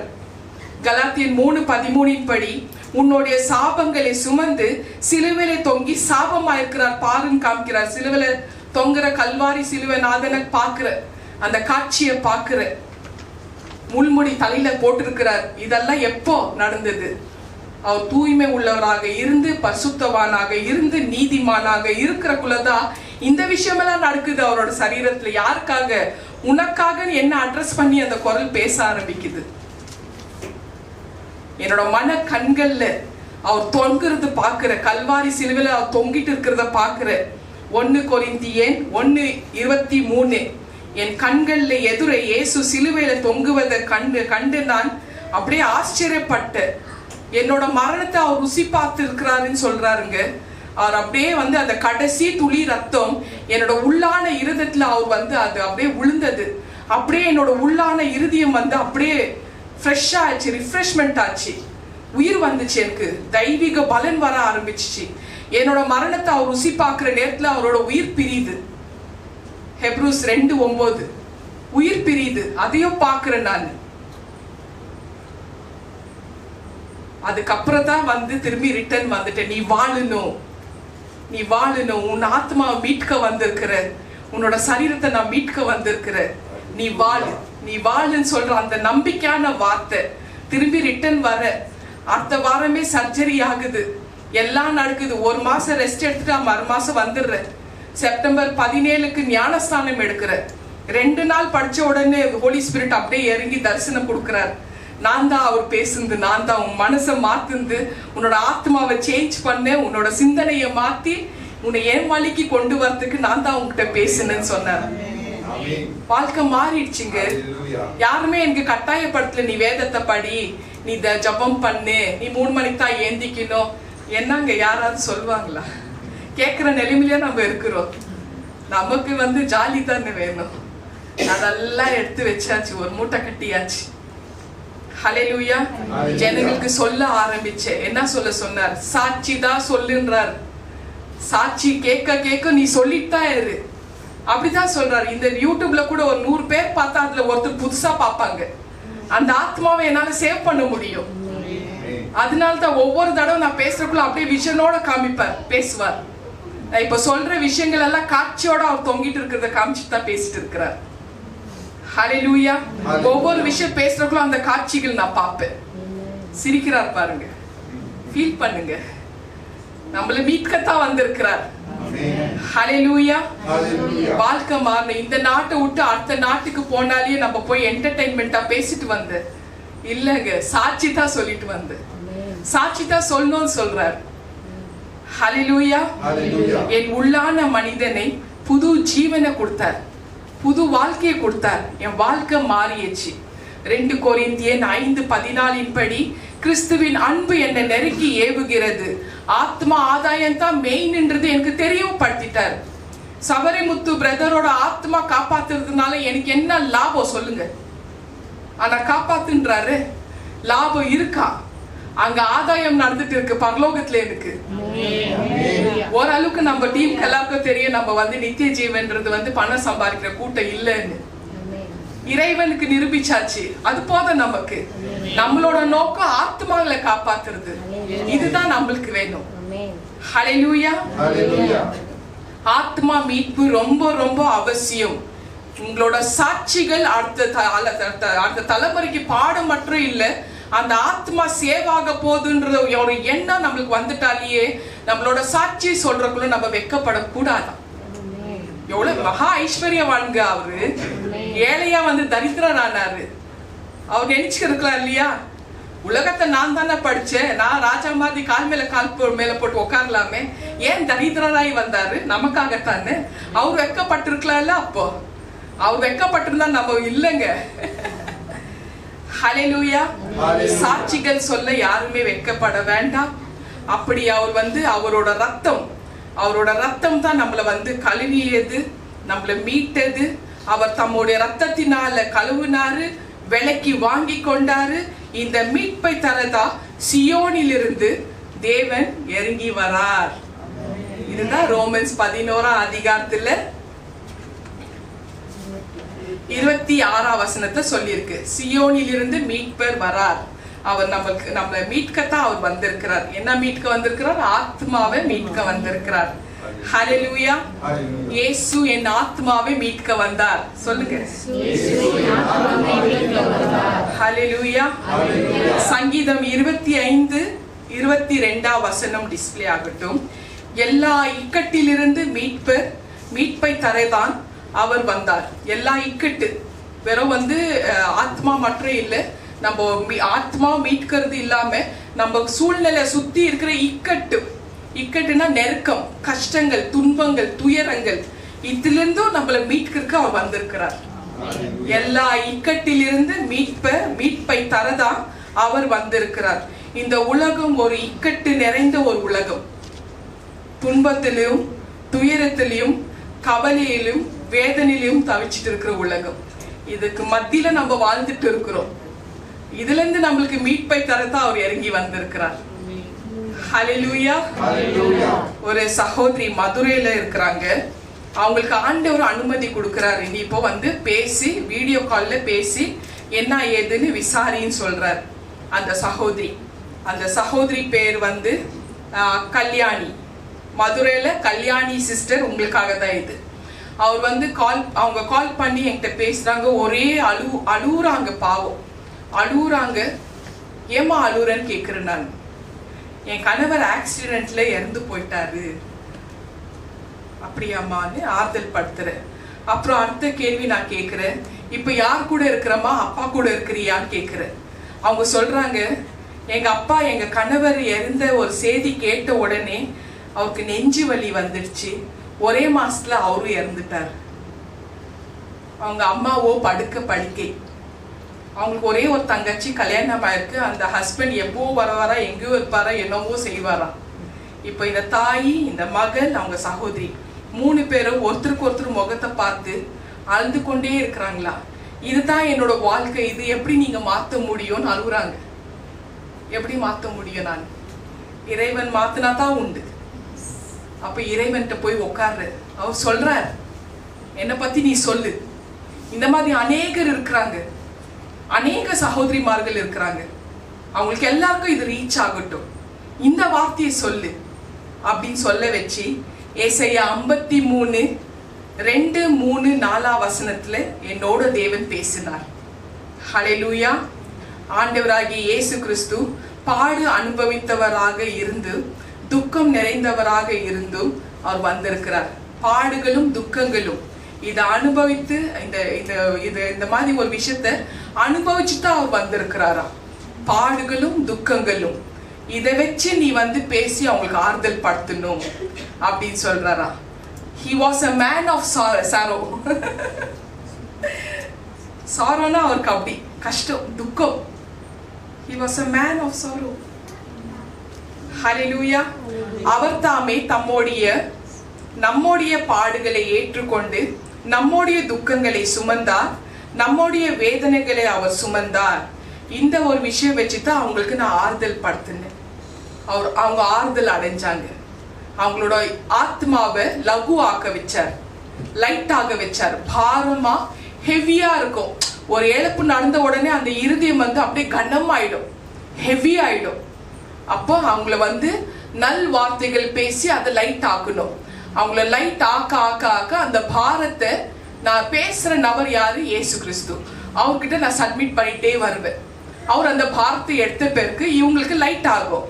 இதுதான் சொல்றார், வருத்தப்பட்டு பாரம் சுமக்கிறவர்களே நீங்கள் எல்லோரும் என்கிட்ட வாங்க, நான் உங்களுக்கு இளைப்பாறுதல் தருவேன். அந்த ஆறுதல் தான் அவர் கொடுப்பார். ஹல்லேலூயா. கவலையிலும் கண்ணீரிலும் மூழ்கி இருந்த அந்த சகோதரி குடும்பத்தோட தற்கொலை பண்ணிக்கணும்னு எண்ணத்தை தேவன் மாத்த வச்சாரு. இன்னைக்கு அந்த குடும்பம் உயிரோட வாழ்ந்து இறைவனை மகிமைப்படுத்திட்டு இருக்கிறாங்க.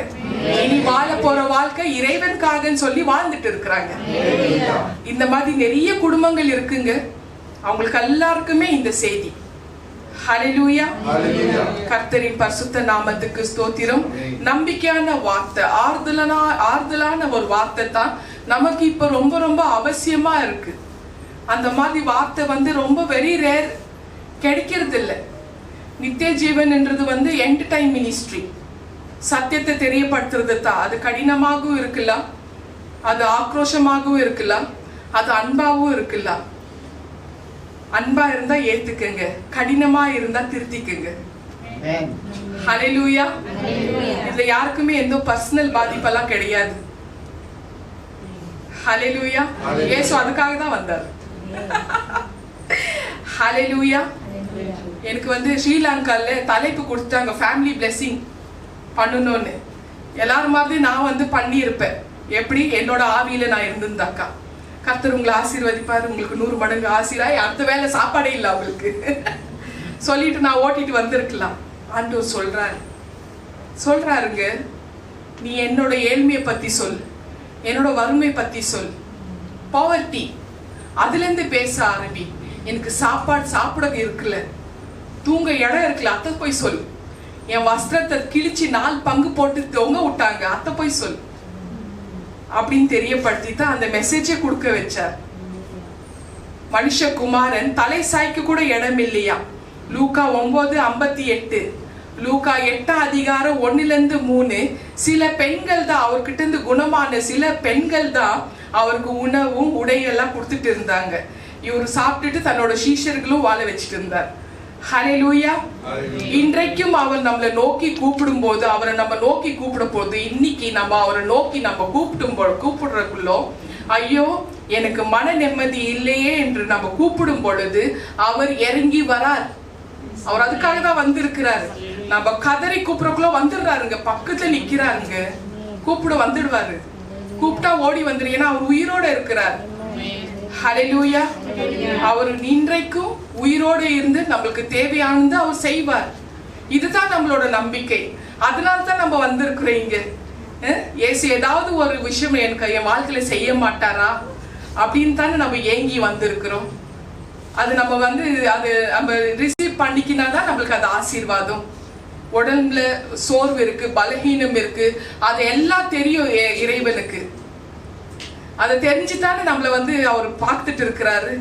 அந்த வழியை அவர் நிச்சயமா எடுத்துப்பாருங்க, கவலைப்படாதீங்க. ஹல்லேலூயா. இந்த செய்தியை கேட்டுட்டு இருக்கிற யூடியூப் நண்பர்களுக்கும் சரி, லைவ்ல பாக்குறவங்களுக்கும் சரி, இங்க வந்திருக்கிற பிலீவர்ஸ் அத்தனை தேவ பிள்ளைகளுக்கும் சரி, பண கஷ்டங்கள், கடன் பிரச்சனைகளுக்கு அதுக்கெல்லாம் ஒரு முடிவு இருக்குதுன்னு சொல்றார். அவர் உதவி செய்யறேன்னு சொல்லிக்கிறார். குறிப்பாக பிசாசினால் தாக்கப்பட்ட சிலரோட பேர்கள் நான் சொல்றேன். ஏன்னா ஏற்கனவே உங்களது பிரேயர் ரிக்வெஸ்ட் எனக்கு வந்து இருக்கு. மதுரையில இருந்து பிரதர் தினகரன், உங்களுக்கு தான் இந்த மெசேஜ். நீங்க பல வருஷமா சர்பத்தின் ஆவியில பாதிக்கப்பட்டிருக்கிறீங்க.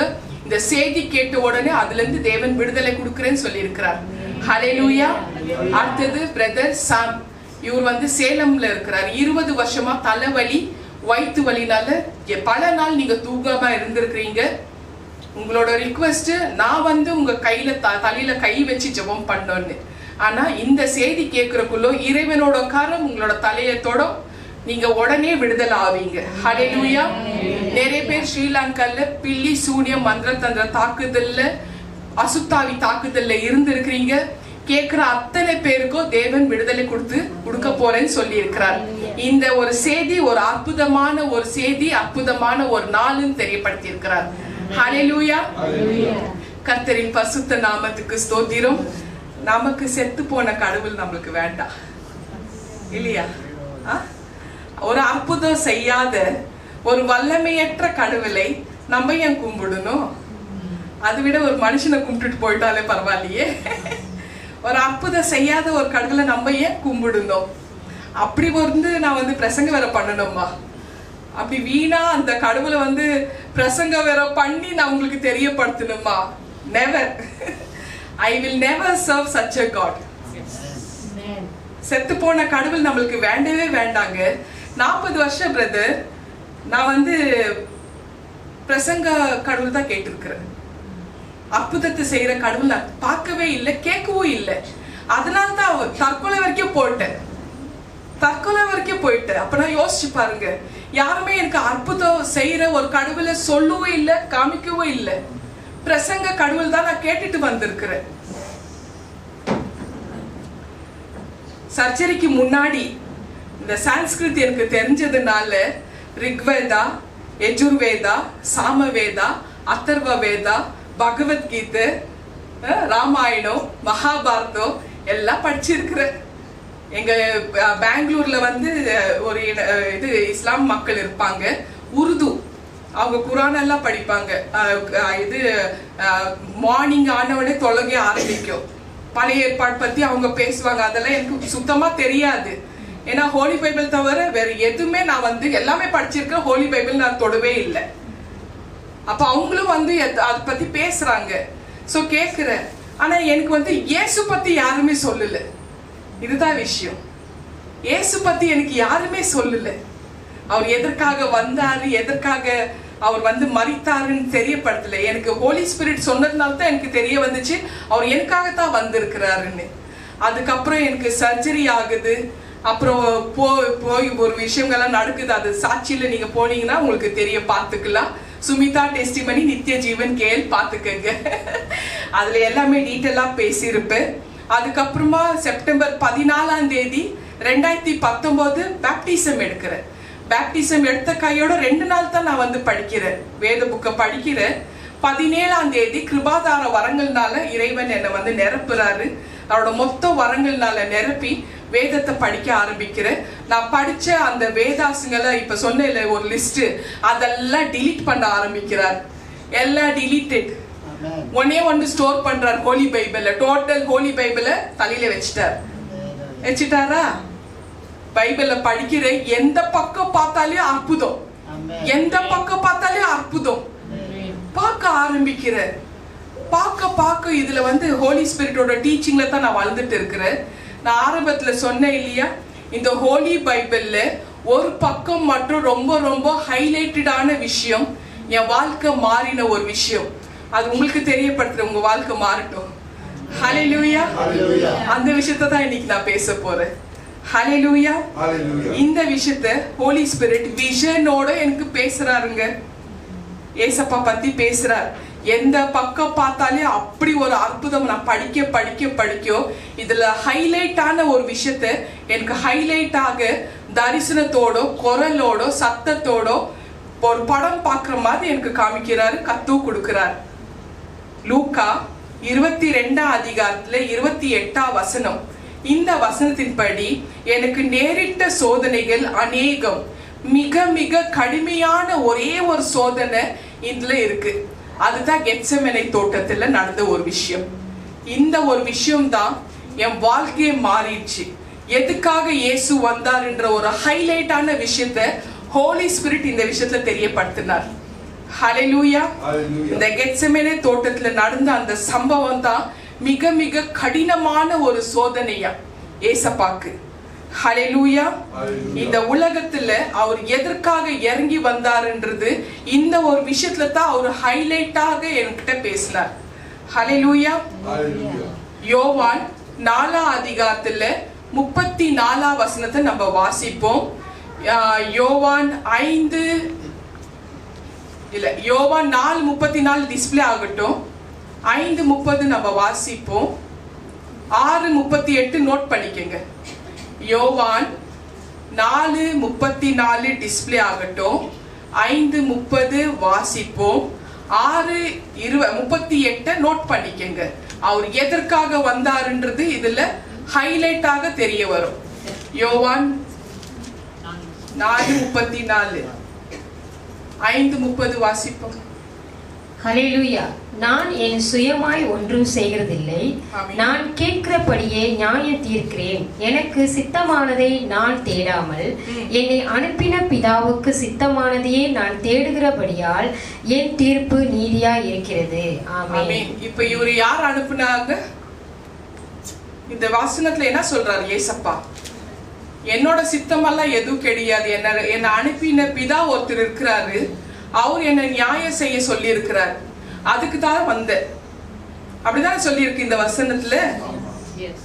அடுத்தது ஹெப்ரேயர்கள் நிறுவனம் 10:7 நம்ம வாசிப்போம். 10:9 டிஸ்பிளே ஆகட்டும்.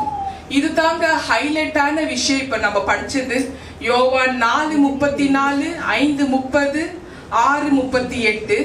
எபிரேயர்கள் நிறுவனம் 10:7 10:9 10:7 வாசிப்போம். 10:9 டிஸ்பிளே ஆகட்டும். ஹல்லேலூயா. அப்பொழுது நான், தேவனே உம்முடைய சித்தத்தின்படி செய்ய இதோ வருகிறேன், புத்தக சுருளில் என்னை குறித்து எழுதியிருக்கிறது என்று சொன்னேன் என்றார். ஆமென். ஆமென். சோ நான் என் பிதாவின் சித்தத்தை செய்ய தான் வந்திருக்கிறேன். எதற்கு வந்தார் அவர் ஏசப்பா? இப்ப சொல்லுங்க. ஆமென். அதுக்காக தான் வந்திருக்கிறாரு. பிதாவோட சித்தம்னா என்ன அது நம்ம புரிஞ்சுக்கணும். அவர் அந்த சித்தத்தை தான் செய்ய வந்திருக்கிறாரு. புதுசா கேக்குறவங்க தெரிஞ்சுக்கங்க. பிதாவோட சித்தம்னா என்ன, அந்த சித்தத்தை தான் அவர் செய்ய வந்திருக்கிறார். ஹல்லேலூயா.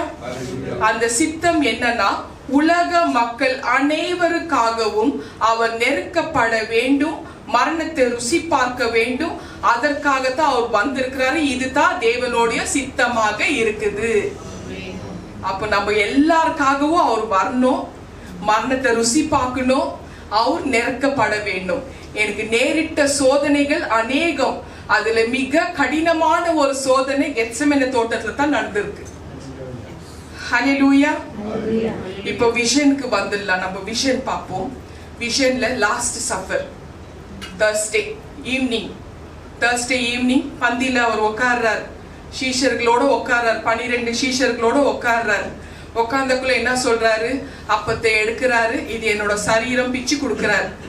இது என்னோட சரீரம், இது உங்களுக்காக பிக்கப்பட்டதுன்னு சொல்றாரு. திராட்சை ரசத்தை எடுக்கிறாரு.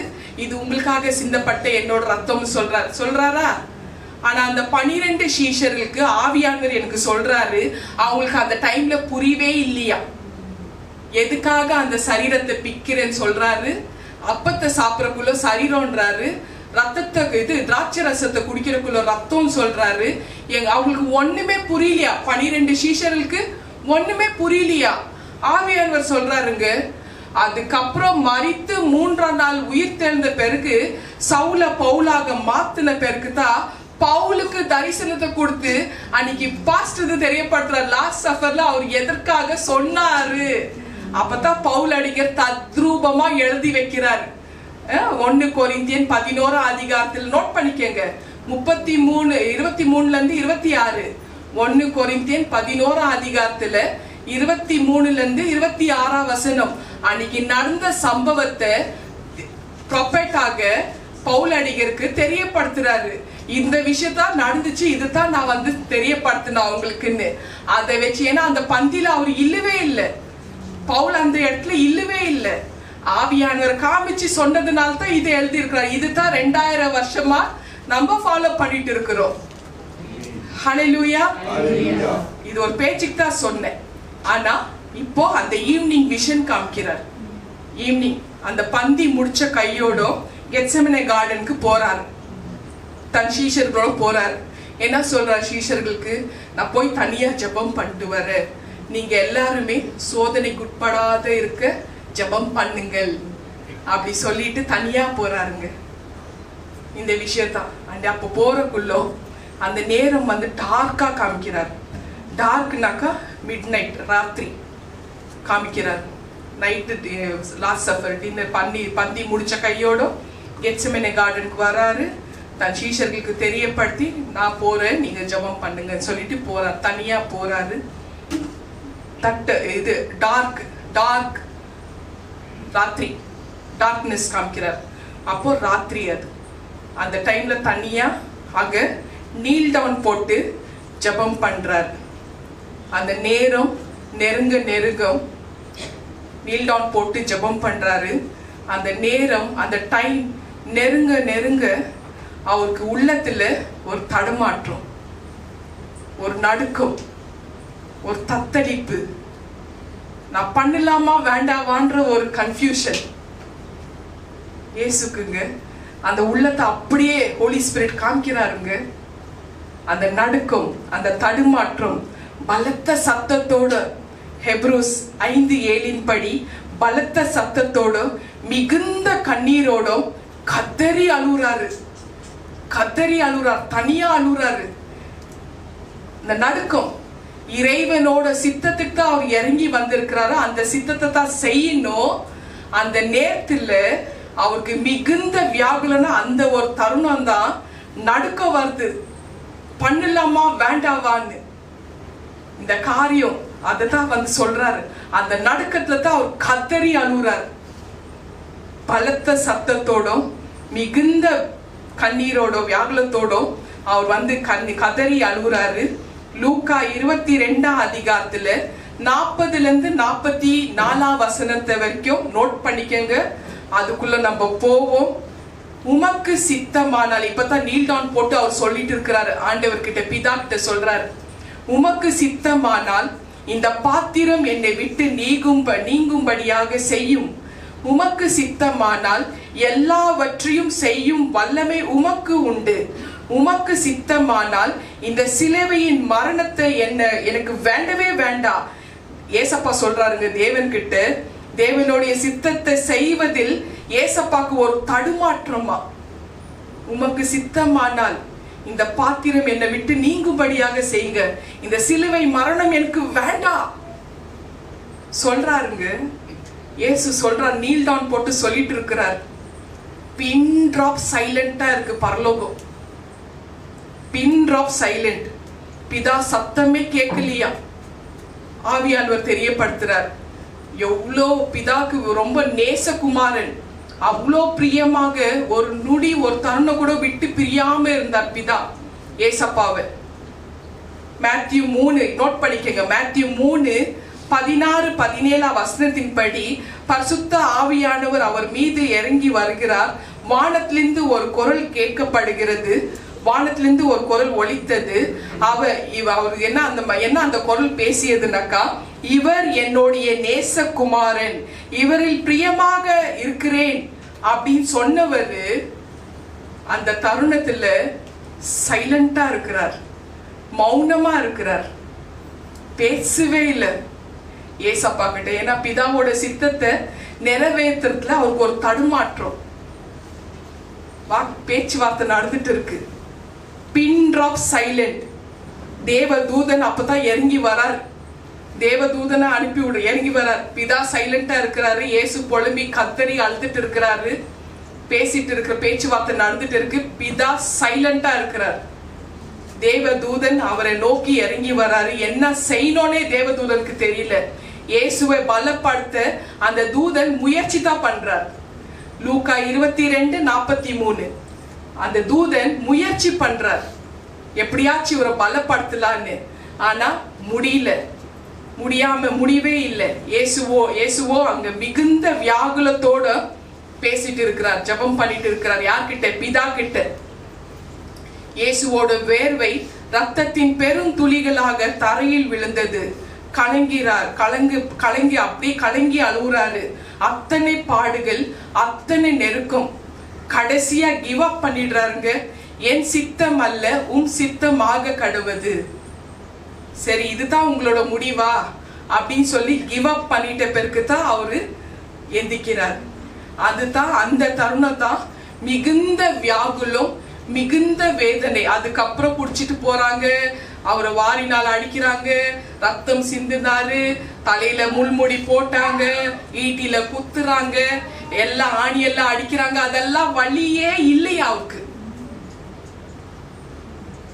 கெத்செமனே தோட்டத்துல நெருக்கப்பட்டு அந்த வேர்வை ரத்தத்தின் பெரும் துளிகளால் தரையில விழுந்திருக்கு. கெத்செமனே என்ற பதத்துக்கு அர்த்தம் ஆயில் பிரஸ், எண்ணெய் ஆட்டும் செக்கு. செசமி, எள்ளு, செசமி சீட்ஸ், எள்ளு அப்படியே அந்த செக்குல போடுறோம். அதை ஆற்றக்குள்ள அந்த எள்ளு புளிஞ்சி எண்ணெய் புளியப்பட்டு வருது. அப்படி ஒரு புளியப்பட்ட ஒரு நிலைமையில தான் கெத்செமனே தோட்டத்துல அவர் புளியப்படுறார். மிகுந்த வியாகுலம் அந்த ஒரு விஷயத்துல தான் நடக்குது அவருக்கு. அந்த எள்ளை நம்ம செக்குல போட்டு ஆட்ட ஆரம்பிக்கும் பொழுது எள்ளு அப்படியே நசுக்குகிறது, அதிலிருந்து எண்ணெய் புளியப்படுகிறது. அது போலவே மாம்சத்தில் வெளிப்பட்ட தேவாதி தேவனுடைய உடல் அங்க புளியப்படுகிறது. இந்த இடத்துல யாருமே சத்ரு இல்லை, எனிமி இல்லை, யாருமே கிடையாது. தனியா இறைவனுக்கும் அவருக்கும் உண்டான பேச்சுவார்த்தையில அவர் சைலண்டா இருந்ததுனால இவர் புளியப்படுறார். அதுதான் மிகுந்த வியாகுலம், வேதனைன்னு எனக்கு ஏசப்பா ஆவியானவர் தெரியப்படுத்தி இருக்கிறார். ஹல்லேலூயா. லூக்கா 12 அதிகாரத்துல 49 இருந்து 50 வசனத்தின் வரைக்கும், பூமியில நான் அக்னிய போடதான் வந்தேன், ஆனால் அது இப்பொழுது பற்றி எரிய வேண்டும் என்றுதான் என்னோட விருப்பம். அதுக்குள்ள நான் எவ்வளவு நெருக்கப்பட வேணுமோ நொறுக்கப்பட வேணுமோ நான் நெருக்கப்படட்டும் அப்படின்னு சொல்றாருங்க. லூக்கா 12 அதிகாரத்துல 49, 50. பூமியில அக்னி போட்டு அதை எரிச்சு போட்டுலாம் தான் வந்திருக்கிற. ஆனாலும் என் மக்களுக்காக நான் எவ்வளவு நெருக்கப்படணுமோ அவ்வளவு நான் நெருக்கப்படட்டும் அப்படின்னு சொல்லிட்டு இந்த முடிவு எடுக்கிறார். ஹல்லேலூயா. கர்த்தரின் பரிசுத்த நாமத்துக்கு ஸ்தோத்திரம். ஏசாயா 53:9 நம்ம வாசிப்போம். ஏசாயா 63:9 வசனத்தை நம்ம வாசிப்போம்.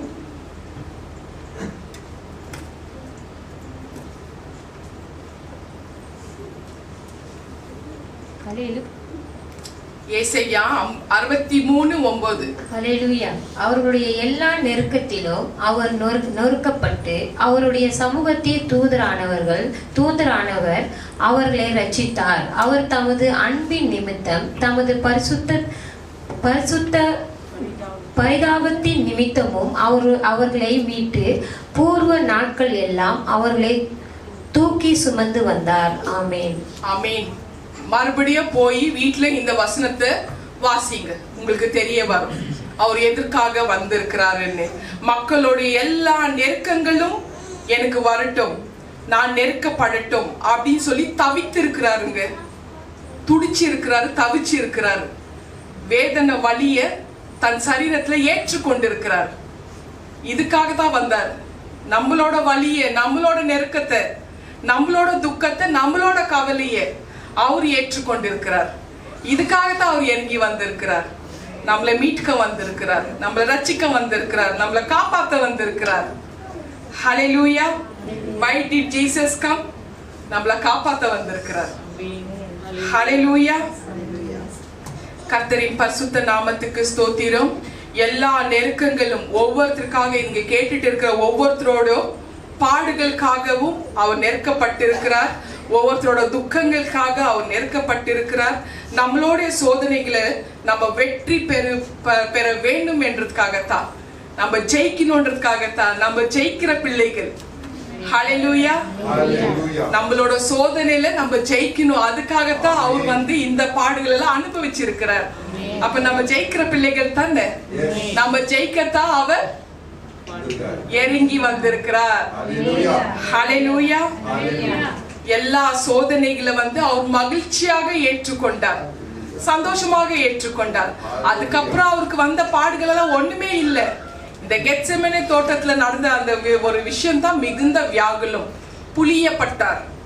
எள்ளு ஆற்ற செக்குல எப்படி எள்ளு புளிஞ்சப்படுது, கெத்செமனே தோட்டத்துக்கு ஆயில் பிரஸ் அப்போ. ஹல்லேலூயா. சோ சோதனைகள் எப்படி அதுல ஜெயித்து வந்திருக்கிறாரு. நமக்கு ஜெயம் கொடுக்கத்தான் அவர் இறங்கி வந்திருக்கிறார். ஹல்லேலூயா. சோதனைகள் எப்போ யாருக்கு வருதுன்னு நமக்கு தெரியவே தெரியாதுங்க. அது திடீர்னு நிக்கும். எந்த சோதனை எல்லாருக்குமே சோதனைன்றது வரவே வராதுனால இல்ல, அது திடீர்னு நிக்கும். இருதத்தை அப்படியே புடிச்சு நிக்கும். மரணம் அப்படியே இருதத்தை புடிச்சு நிக்கும். அந்த மரணத்தின் அதிபதியை தான் சாகடிக்கணும். ஹல்லேலூயா. சோதனைகள் எனக்கு நேரிட்ட, எனக்கும் நிறைய சோதனைகள். என்னோட 2வது மகள் டோலி மார்ச் 31, 2019 1 மாசம் வெண்டிலேட்டர்ல வச்சிருக்கிறாங்க. இயற்கையான காத்து அவளுக்கு இல்ல. அந்த மகளோட மரணம் ஆகுது. 2016 பிப்ரவரி 6 அன்னைக்கு அவ 8 மாசம் குழந்தை ரூபி வயிற்றுலயே டெத் ஆகுது. 5 நாள் மரித்த குழந்தைய வயிற்றுல வச்சிட்டு இருக்கிற அந்த 2 குழந்தைங்களோட இழப்பு என்னால ஏற்றுக்கொள்ளவே முடியல. வாழ்க்கை ரொம்பவே வெறுத்து போயிட்டு அதுக்கப்புறம் தான் அந்த மாதிரி ஒரு முடிவு எடுக்கவே போனேன் நான். இனி இந்த வாழ்க்கை போதடான்னு சொல்லிட்டு இன்னைக்கு கூட அவங்க 2 பேரும் நினைச்சாக்கா அந்த சோதனை நான் கடந்து போனேன். அந்த வலி வேதனை நான் அப்பப்போ நினைச்சு கூட பார்ப்பேன். அந்த சோதனை எப்படி எல்லாம் என்னை இந்த சோதனைல இருந்து நான் கடந்து வந்திருக்கிறேன் நான் யோசிப்பேன். இன்னைக்கு கூட அந்த லாஸை என்னால ஏத்துக்கவே முடியல. அதுக்கப்புறம் என்னை கொஞ்சம் கொஞ்சமா என்னை பலப்படுத்த ஆரம்பிக்கிறாரு. அதுக்கப்புறம் தான் ஜூலை 3ஆம் தேதி 2019 அன்னைக்கு சர்ஜரி நடக்குது. 2 மணிக்கு என்னோட உயிர் பிரியுது. என்னோட ஸ்பிரிட் பாடி விட்டு வெளியில வருது. ஆண்டவர் பரலோக ராஜ்யத்துக்கு கொண்டு போறார். அங்க போன பேருக்கு தான் அந்த 2 குழந்தைங்களை பாக்குற ஒரு தாய்க்கு இது விட வேற என்ன வேணும் காமிக்கிறாரு. அந்த குழந்தைங்களை பாக்குற, அதுவும் சொல்றாரு, உன் ஆத்மாவை மீட்டு இருக்கிற, உன்னோட சரீரத்தையும் நான் மீட்டு இருக்கிறேன், உன் குழந்தையும் நான் பாத்துக்கிறேன். குழந்தைங்களை பார்த்துட்டு இருக்கிறாரு. சோ இதுதான் எனக்கு அந்த ஆறுதலான வார்த்தை. நான் ஏன் இவ்வளவு ஊழியம் பண்ணிட்டு இருக்கிறேன், எதுக்காக நான் பண்ணணும்? என் 2 குழந்தைங்க அவர் பாத்துக்கிறார். அதனால்தான் அவரோட காரியத்தை நான் பண்ணிட்டு இருக்கேன். அதனால்தான் அவர் சொன்னாரு, நீ போய் என் மக்களுக்கு என்னோட சத்தியத்தை பத்தி தெரியப்படுத்து, என்னோட தீர்ப்பை பத்தி தெரியப்படுத்து, நியாய தீர்ப்பை பத்தி தெரியப்படுத்து, என்னோட கட்டளைகள் பத்தி தெரியப்படுத்துன்னு சொன்ன தேவன் பிதாவோட குரலை நான் கேட்டேன். இந்த பக்கம் இயேசு சொல்றாரு, என்னோட மனதுருக்கத்தை பத்தி போய் சொல்லு, என்னோட அன்பை பத்தி போய் சொல், நான் இன்றைக்கு உயிரோட இருக்கிற அவங்களுக்கு உதவி செய்யறேன்னு பத்தி போய் சொல் அப்படின்னு தெரியப்படுத்தினார். சோ தெரிஞ்ச உடனே அதுக்கப்புறம் 3 மணிக்கு எனக்கு உயிர் வருது. என்னோட ஆத்மாவை கொண்டு என்னோட சரீரத்துல படுக்க வச்சு மறைஞ்சிடுறாங்க. அதுக்கப்புறம் என்ன நடந்தது எனக்கு தெரியல. அங்க ஓடி தியேட்டர்ல என்ன நடந்துச்சுன்னு எனக்கு தெரியல. பரலோகத்துல அப்ப எனக்கு எப்படி நடந்துச்சு தெரியும். ஆவியானவர் சொல்றார், எனக்கு அந்த ஸ்பிரிட்டை என்னோட பாடியில படுக்க வச்ச கையோட 3 மணிக்கு அங்க ஒரு விஷயத்து நடந்தது. அந்த விஷனோட எனக்கு காமிக்கிறாரு. அந்த குரலும் அந்த விஷன் சத்தமும் நான் பாக்குற கேக்குறேன். பிதா சொன்னாரா யார்கிட்ட? அவரோட சமூகத்துக்கு முன்பதாக, 24 மூப்பர்களுக்கு முன்பதாக, கோடிக்கணக்கான தேவதூதர்களுக்கு முன்பதாக, பிசாசுக்கு முன்பதாக, சோதனைக்காரனுக்கு முன்பதாக. இங்கதான் நம்ம நல்லா தெளிவா புரிஞ்சுக்கணும். பிசாசு வேற, சோதனைக்காரன் வேற. சோதனைக்காரன் இறைவனோட அனுமதி இல்லாம சோதனைக்காரன் நம்ம சோதிக்க மாட்டான். பிசாசு தானா வந்துடுவான், அவன் தான் அதிபதியாச்சே.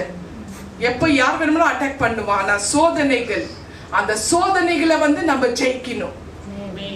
சோதனைக்காரனுக்கு முன்பதாக சொன்னாரா பிதா, இந்த மகள் ஒரு நாளும் வெட்கப்படாம என்ன பத்தி சொல்லுவா, இவ்வளவு இழப்புகளை சந்திச்சிருந்தாலியோ அவளோட சாட்சி ஒரு நாள் கூட விடாம என்ன பத்தி சொல்லுவா.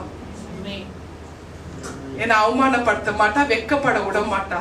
அப்படின்னு பிதா என்னை பத்தி சொன்னாங்கன்னு ஆவியானவர் எனக்கு காமிக்கிறார்.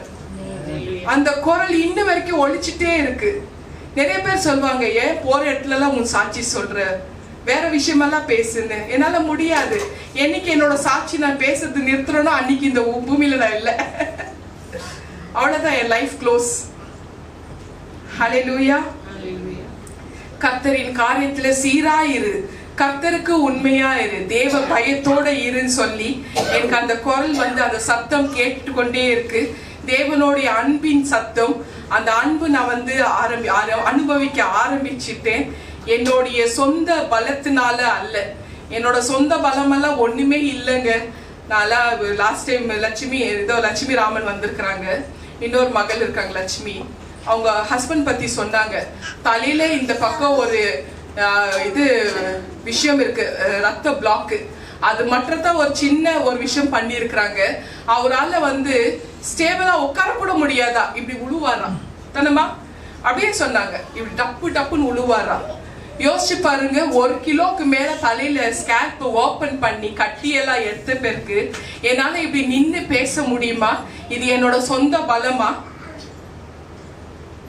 எவ்வளவு நரம்புங்க இருக்கு தலையில. என்னோட சொந்த பலத்தினால அல்ல, என்னோட விசுவாசத்தினாலயா அல்ல, கண்டிப்பா கிடையாது. என்னோட நம்பிக்கையினாலயா இல்ல, நோ. எல்லா சோதனைகள் என் மேல வரட்டும் சொன்ன அந்த தேவன் என்னோட குழந்தைங்களை வச்சிட்டு இருக்கிறாரு. அதுதான் எனக்கு ஆறுதல். ஹல்லேலூயா. அவர் கொடுத்த அந்த இளைப்பாறுதல் தான் என்னை இந்த நாள் வரைக்கும் கொண்டு நிறுத்தி இருக்கு. அங்க குழந்தைங்க வளர்ந்துட்டு இருக்கிறாங்க, அவரோட வேலையை செஞ்சுட்டு இருக்கிறேன் நான். அவர் கொடுத்த அந்த இளைப்பாறுதல், ஆறுதல் கொடுத்திருக்கிறாரு. நான் நெருக்கப்படட்டும், என் மகள் இளைப்பாறுதல் அறியட்டும். அதேதான் எல்லாருக்குமே, நம்ம எல்லாருக்குமே அவர் நெருக்கப்பட்டு நம்மளுக்கு இளைப்பாறுதல் கொடுத்திருக்கிறார். ஹல்லேலூயா. அந்த பாடுகள் எல்லாம் அவர் தன் உள்ளத்துல ஏற்றுக்கொண்டார். எனக்கு ஒரு இளைப்பாறுதல் கொடுத்திருக்கிறாரு. இதற்காகத்தான் அவர் இறங்கி வந்தார். என்னோட உள்ளம் அப்படியே அக்னி போல, நெருப்பு போல, அனல் போல எரிஞ்சிட்டே இருக்கும், பத்தி எரியும். அதுக்கு தண்ணி ஊத்தி, அதுக்கு கூலாக்கி, ஆறுதல் படுத்தி, அந்த வறண்ட காஞ்சி போன மயான மாதிரி இருக்கிற இருதயத்துல விதைய போட்டு செடி முளைச்சு இன்னைக்கு வாழ வச்சுட்டு இருக்கிறார்.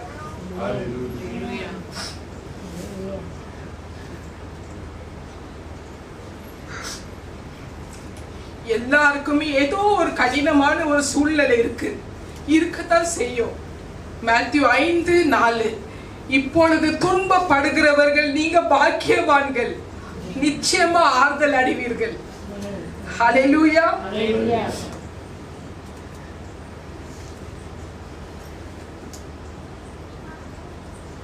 அவர் நமக்கு ஆறுதல் தரத்தான் வந்திருக்கிறார். சொல்லுங்க, நமக்கு ஆறுதல் தர வந்திருக்கிறார். அவர் எதற்காக வந்தார்? இதுதாங்க வாழ்க்கை, கடந்து போயிட்டே இருக்கணும். ஏன்னா நம்ம பொழிச்சு இருக்கிறது, பொருந்து இருக்கிறது பொழிக்கிறதுக்காகத்தான், மரணத்துக்காக இல்ல. நம்ம ஆத்மாவை மீட்க வந்திருக்கிறார். கோடிக்கணக்கான வருஷம் நம்ம இந்த பூமியில கொடுமை இல்ல, பரலோகத்திலே வாழ போறோம். நம்மளோட ஆத்மாவை மீட்க வந்திருக்கிறார். ஹல்லேலூயா.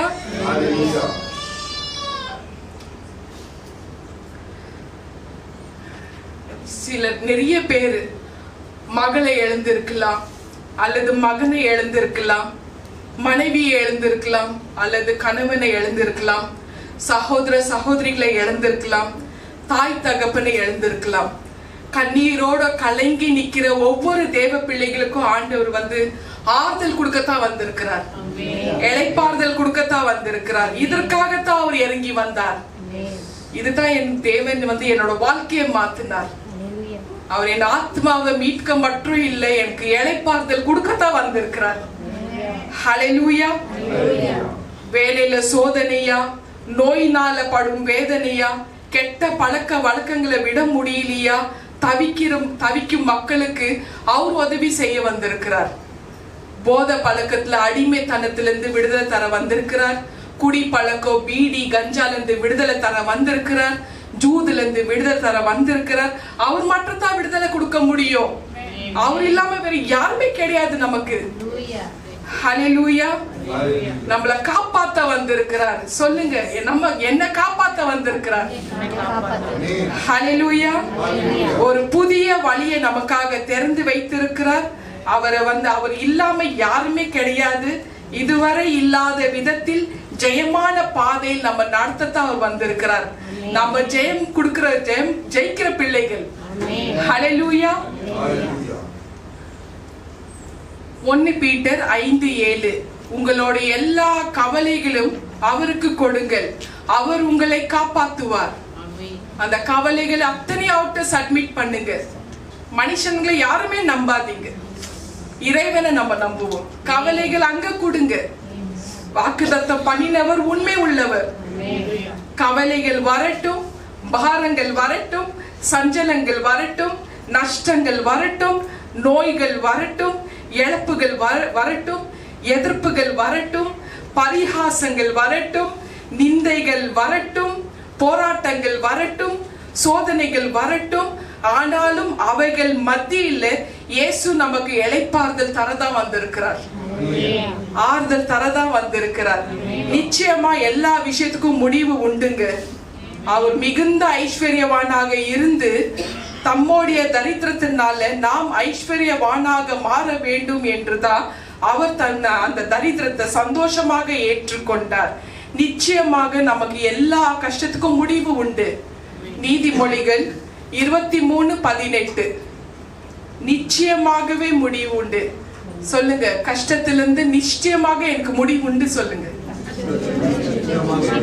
நமக்கு முடிவு உண்டு.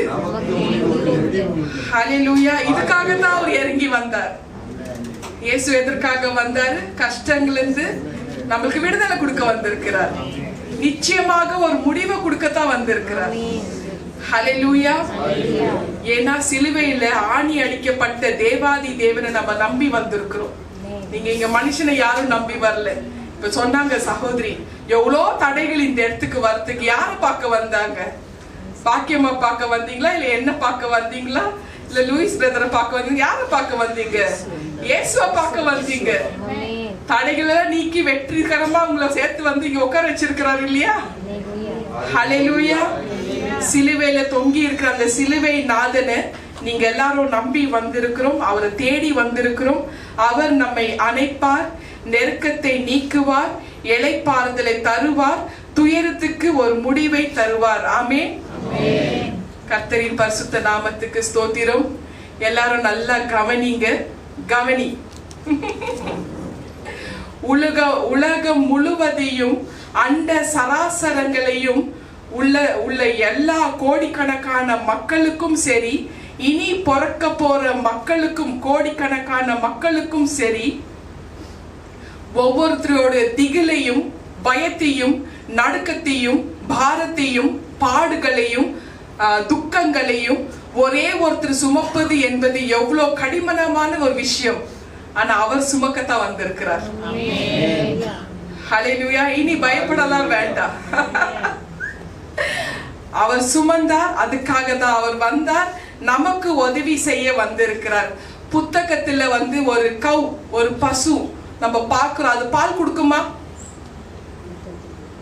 புக்ஸ்ல நம்ம படிக்கிற பசு நமக்கு பால் கொடுக்குமா? அது அழகா இருக்கும். ஸ்ரீலங்கால எந்த டைம்ல நான் சாப்பிட்டேன், எப்போ நான் உபவாசம் இருந்தேன் எனக்கே தெரியல. ஒரு செக்ஷன் இருக்கணும்னாக்கா அடுத்துக்கு ப்ரீவியஸ் செக்ஷன் உபவாசம் இருக்கணும். இப்போ ஈவினிங் செக்ஷன்னாக்கா ஆஃப்டர்நூன் லஞ்சே சாப்பிட மாட்டோம். இதுதான் என்னோட டெடிகேஷன். மார்னிங் சர்வீஸ்னா நைட்டு சாப்பிட மாட்டேன், தியானத்தில் இருப்பேன். மார்னிங் சர்வீஸ் நடக்க போது ஈவினிங் 6 மணிக்கு நான் தியானத்தில் இருக்கிறேன். ஒரு 8-8:30 மணிக்கு வயிற்றுல சத்த ஆரம்பிச்சிடுச்சு. பிரேக் எடுக்கிறக்குள்ள அப்படியே வந்து சுத்தி பாக்குறேன். என் ரூம்ல பாக்குற ஒரு நல்ல ஒரு சீனரி, அதுல ஆப்பிள் பழம், திராட்சை பழம், பனானாலாம் இருக்கு. அத பாக்குற வயிற்றுல குறைக்குறா சத்தம், பசி. அதை நான் சாப்பிட முடியுமா? கண்டிப்பா முடியாது. உடனே கால் வருது பிரதர் கிட்ட இருந்து எனக்கு, சிஸ்டர் உங்களுக்கு டின்னர் ஏதாவது ஆர்டர் பண்ணிட்டு ரூமுக்கே அனுப்பி விடவான்னு கேட்குறாரு. நான் அப்படி சொல்றேன், எனக்கு சூப் மட்டும் எனக்கு ஆர்டர் பண்ணி அனுப்பி விடுங்க பிரதர்ன்னு. ஸோ அவர் சூப்பு அனுப்பி விடுறாரு. அதை குடிச்சக்குள்ளதான் எனக்கு அந்த சத்தம் நின்றுச்சு. அப்போ நம்மளுக்கு ஹிஸ்டரியில படிக்கிற அந்த இயேசு நமக்கு வேண்டாம். ஜீவனுள்ள தேவன் தான் நமக்கு வேணும். அவர் இன்றைக்கு உயிரோட இருக்கிறார். ஹல்லேலூயா. சரித்திரம் கூறும் இயேசு நமக்கு அவசியம் இல்லை. உயிரோட இருக்கிற இயேசு தான் நமக்கு அவசியம். புத்தகத்துல உள்ள படத்துல உள்ள பசுவும் சரி, சீனரியில போட்டு இருக்கிற அந்த பழத்துல எழுதி இருக்கிற அந்த பிக்சரும் சரி, நம்ம சாப்பிட முடியாது, அனுபவிக்க முடியாது. பிராக்டிக்கலா நம்ம யோசிப்போம். இயேசு கண்ணும் கருத்துமா இருக்கிறார் ஒவ்வொருத்தரும் மேலேயும். அவருக்கு வந்து அவர் இன்றைக்கு உயிரோட இருக்கிறார். அதுக்கு நான் தான் சாட்சி. என்னுடைய பாடுகள், அன்றாட பாடுகள், உங்களுடைய அன்றாட பாடுகளும் அவர் ஏத்துக்க வல்லவராக இருக்கிறார். ஒரே ஒரு விஷயம், நம்ம இயேசு கிட்ட வந்துட்டோம், நம்ம ரட்சிக்குள்ள வந்துட்டோம், நமக்கு பாடுகளே இல்லைன்னு சொல்லத்தக்கவன் யாருமே கிடையாது. அன்றாட பாடுகள் வரத்தான் செய்யும், துக்கங்கள் வரத்தான் செய்யும். ஆனா அவர் உயிரோட இருந்து ஒவ்வொரு விஷயமும் தான் ஏத்துக்கொண்டு அவரு he's ready to take everything every day. படிப்படியாக தான் நம்மளோட வாழ்க்கை மாறும். அன்றாட பாடுகள், ஒவ்வொரு நாளும் வரும் துக்கங்கள் நமக்காக சகித்து கொண்டே இருப்பாராம். அதனால்தான் அவர் வந்திருக்கிறார். மீட்பர் வந்திருக்கிறார், நம்ம ரட்சிக்க வந்திருக்கிறார். ஹல்லேலூயா. அதனால இறைவனுக்கு நம்ம சப்மிட் பண்ணுவோம்.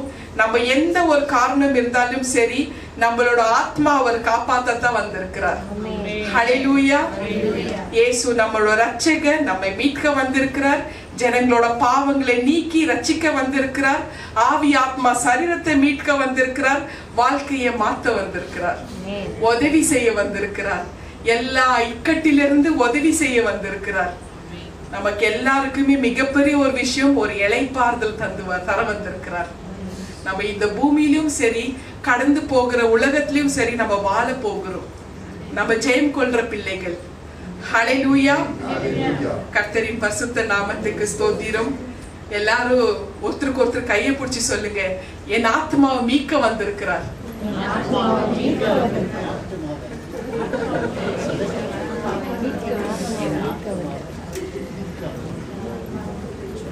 எல்லாருக்குமே சமாதானம் உண்டாகட்டும். Peace be with you. Peace be with you.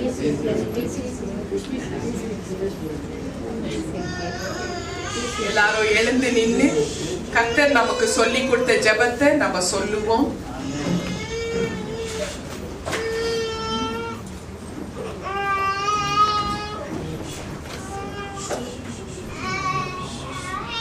பரமண்டலில் இருக்கிற எங்கள் பிதாவே, உம்முடைய நாமம் பரிசுத்தப்படுவதாக, உம்முடைய ராஜ்யம் வருவதாக, உம்முடைய சித்தம் பரமண்டலத்திலே செய்யப்படுவது போல பூமியிலும் செய்யப்படுவதாக. எங்களுக்கு வேண்டிய ஆகாரத்தை இன்று எங்களுக்கு தாரும். எங்கள் கடனாளிகளுக்கு நாங்கள் மன்னிக்கிறது போல எங்கள் கடன்களை எங்களுக்கு மன்னியும். எங்களை சோதனைக்கு உட்பட பண்ணாமல் தீவிலிருந்து எங்களை ரட்சித்துக் கொள்ளும். ராஜ்யமும் வல்லமையும் மகிமையும் என்றென்றைக்கும் உம்முடையவைகளே. ஆமென். இங்கிலீஷ்ல சொல்லுவோம். Our Father in heaven, hallowed be your name. Your kingdom come, your will be done on earth as it is in heaven. Give us today our daily bread. Forgive us our debts, as we also have forgiven ourselves. Lead us not into temptation, but deliver us from the evil one. For yours is the kingdom and the glory forever. உட்காருவோம். எல்லாரும் உங்களோட அன்பு காணிக்கைகளை கையில எடுத்துக்கங்க. நீங்க கொடுக்கிற காணிக்கை புனிதமான காரியங்களுக்கு பயன் ஆகுது. அது 30, 60, 100 ஆகும்படியாக இறைவன் உங்களை ஆசீர்வதிப்பார். ஹல்லேலூயா. கர்த்தரின் பரிசுத்த நாமத்துக்கு ஸ்தோத்திரம்.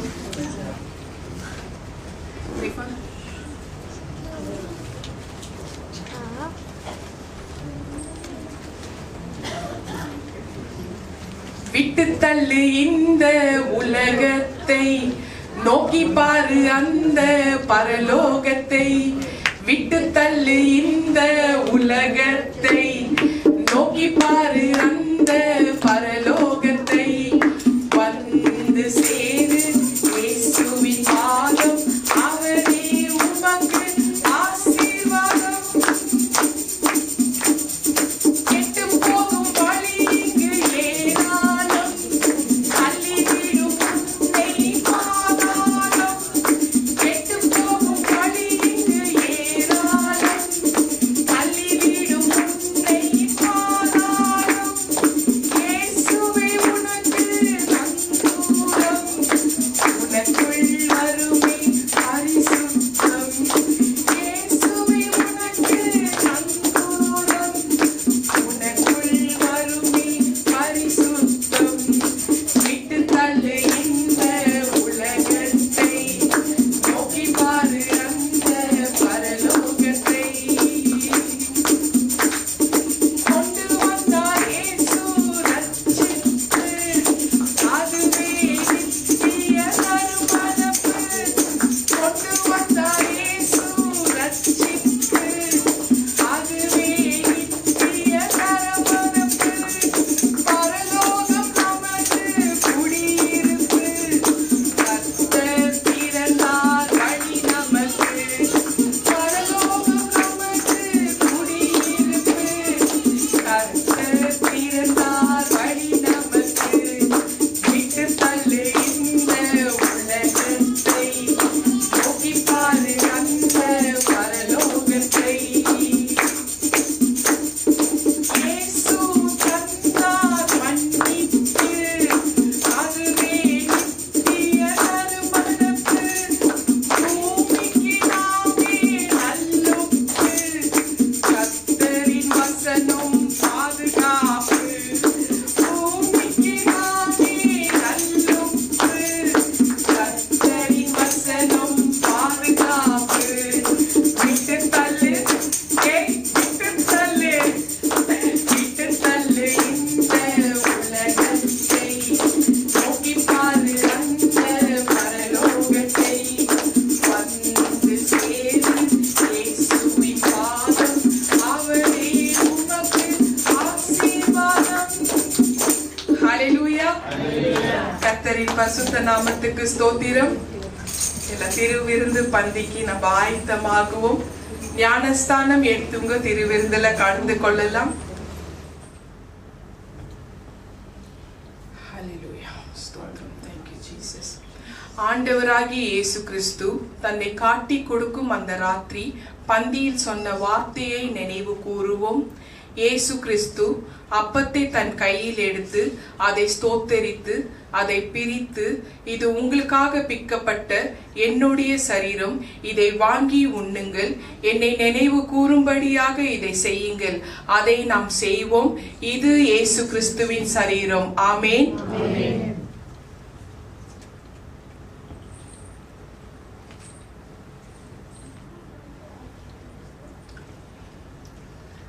அந்தபடியே ஒரு பாத்திரத்தில் திராட்சரசத்தை எடுத்து, இது உங்களுக்காக சிந்தப்பட்ட என்னுடைய இரத்தம், இதை வாங்கி பருகுங்கள், என்னை நினைவு கூறும்படியாக இதை செய்யுங்கள். இது என்னுடைய புதிய உடன்படிக்கை ஆகும். அதை நாம் செய்வோம். இது இயேசு கிறிஸ்துவின் இரத்தம். ஆமென். கண்களை மூடி நம்ம ஜெபிப்போம். Thank you Jesus. நன்றி அப்பா, நன்றி ராஜா. அன்பின் பரலோக தந்தை அப்பா, ஆண்டவரே, நல்ல வார்த்தை கொண்டு என் மூலமா நீங்க பேசுறதுக்காக நன்றி அப்பா. ஏசப்பா, நீங்க எதற்காக வந்தீர் எங்களுக்கு தெரியப்படுத்துறதுக்காக நன்றி அப்பா. எங்களோட ஆத்மாவை நீங்க ரட்சிக்க வந்தீர் ராஜா. ஆண்டவரே, எங்களோட பாவங்களை நீக்கி ஆண்டவரே எங்களை ரட்சிக்க வந்தீர் ராஜா. அதற்காக உமக்கு நன்றி அப்பா. எல்லா இடுக்கங்களும் எங்களை விடுதலை கொடுக்க வந்தீர், கஷ்டங்களிலிருந்து விடுதலை கொடுக்க வந்தீர் ஆண்டவரே. எங்களுக்கு இளைப்பாறுதல் தந்தவர் தர வந்தீர். அதுக்காக உமக்கு நன்றி அப்பா. ஏசப்பா அறுப்பு மிகுதின்னு சொன்னீங்க, வேலையாட்கள் கம்மின்னு சொன்னீங்க ஏசப்பா. இந்த நித்திய ஜீவன் பிரேயர் ஹவுஸ்ல அநேக வேலைக்காரங்களை நீங்க தயார்படுத்துங்களப்பா, உபயோகம் படுத்துங்கள் ராஜா. அதுக்காக நான் ஜெபிக்கிறேன் அப்பா. உங்களோட அன்பின் கரங்கள் ஒவ்வொருத்தரையும் ஆண்டவரை தொடட்டும் ராஜா. அற்புதம் கரங்கள் இறங்கட்டும் ராஜா. மகிமையின் கரங்கள் இறங்கட்டும் சுவாமி. உங்களோட கிருபை இறங்கட்டும் ராஜா. நான் ஆண்டவருக்கு சேவை செய்து வந்திருக்கிறேனே, எனக்கு ஆசீர்வாதம் இருக்குதான் எண்ணுகிற மக்களை கண்ணோக்கி பாருங்கள் ராஜா, நினைத்தருணும் ராஜா. அதுக்காக நான் ஜெபிக்கிறேன் அப்பா. ஆண்டவர் ஒவ்வொரு குடும்பத்தை நீங்க ஆசீர்வதிக்கணும் ராஜா. குறைவுகள் எல்லாம் நிறைவாக மாத்துங்கள் ராஜா. ஆண்டவர் அதுக்காக நான் ஜெபிக்கிறேன் அப்பா. பிள்ளைகளுக்கு என்னென்ன தேவைகள் நீர் அறிந்திருக்கிறீங்க ராஜா. ஆண்டவரே நீங்க தாப்பா அவங்களுக்கு உதவி செய்ய முடியும். கஷ்டங்களுக்கு எல்லாத்துக்குமே நிச்சயமாக முடிவு உண்டு நீங்க சொன்னீங்க ராஜா. அதை நாங்க நம்புகிறோம் அப்பா, நாங்க விசுவாசிக்கிறோம் ராஜா. ஒரு புதிய மாதத்துக்குள்ள எங்களை பிரவேசிக்க வைத்ததுக்காக உமக்கு நன்றி அப்பா. நீங்க நித்தமும் எங்களை நடத்த போறதுக்காக உமக்கு கொடான கோடி நன்றி அப்பா. நன்றி ராஜா. இந்த மாதம் முழுவதும் ஆண்டவரே யாரெல்லாம் பிறந்த நாள் கொண்டாட போறாங்களோ, ஆண்டவரே யாரெல்லாம் திருமண ஆண்டு விழா கொண்டாட போறாங்களோ அத்தனை பேரும் நீங்க ஆசீர்வதிக்கணும் ராஜா.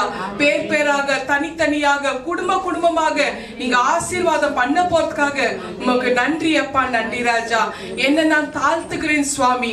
ஆண்டவரே நீங்க தாப்பா என் மூலமா நீங்க பேசுறதுக்காக உமக்கு நன்றி அப்பா. எல்லாரோட இருதயத்தை நீங்க தொட்டதுக்காக உமக்கு நன்றி அப்பா. நன்றி ராஜா. என்ன இந்த காரியத்துக்கு நீங்க பயன்படுத்துறதுக்காக உமக்கு நன்றி அப்பா. Thank you Lord. Thank you Jesus. எங்கள் ஆண்டவராகிய இயேசு கிறிஸ்து நாமத்தினால் ஜெபிக்கிறேன் ஜீவனுள்ள நல்ல பிதாவே. ஆமென் ஆமென் ஆமென். ஸ்தோத்திரம். ஹalleluya.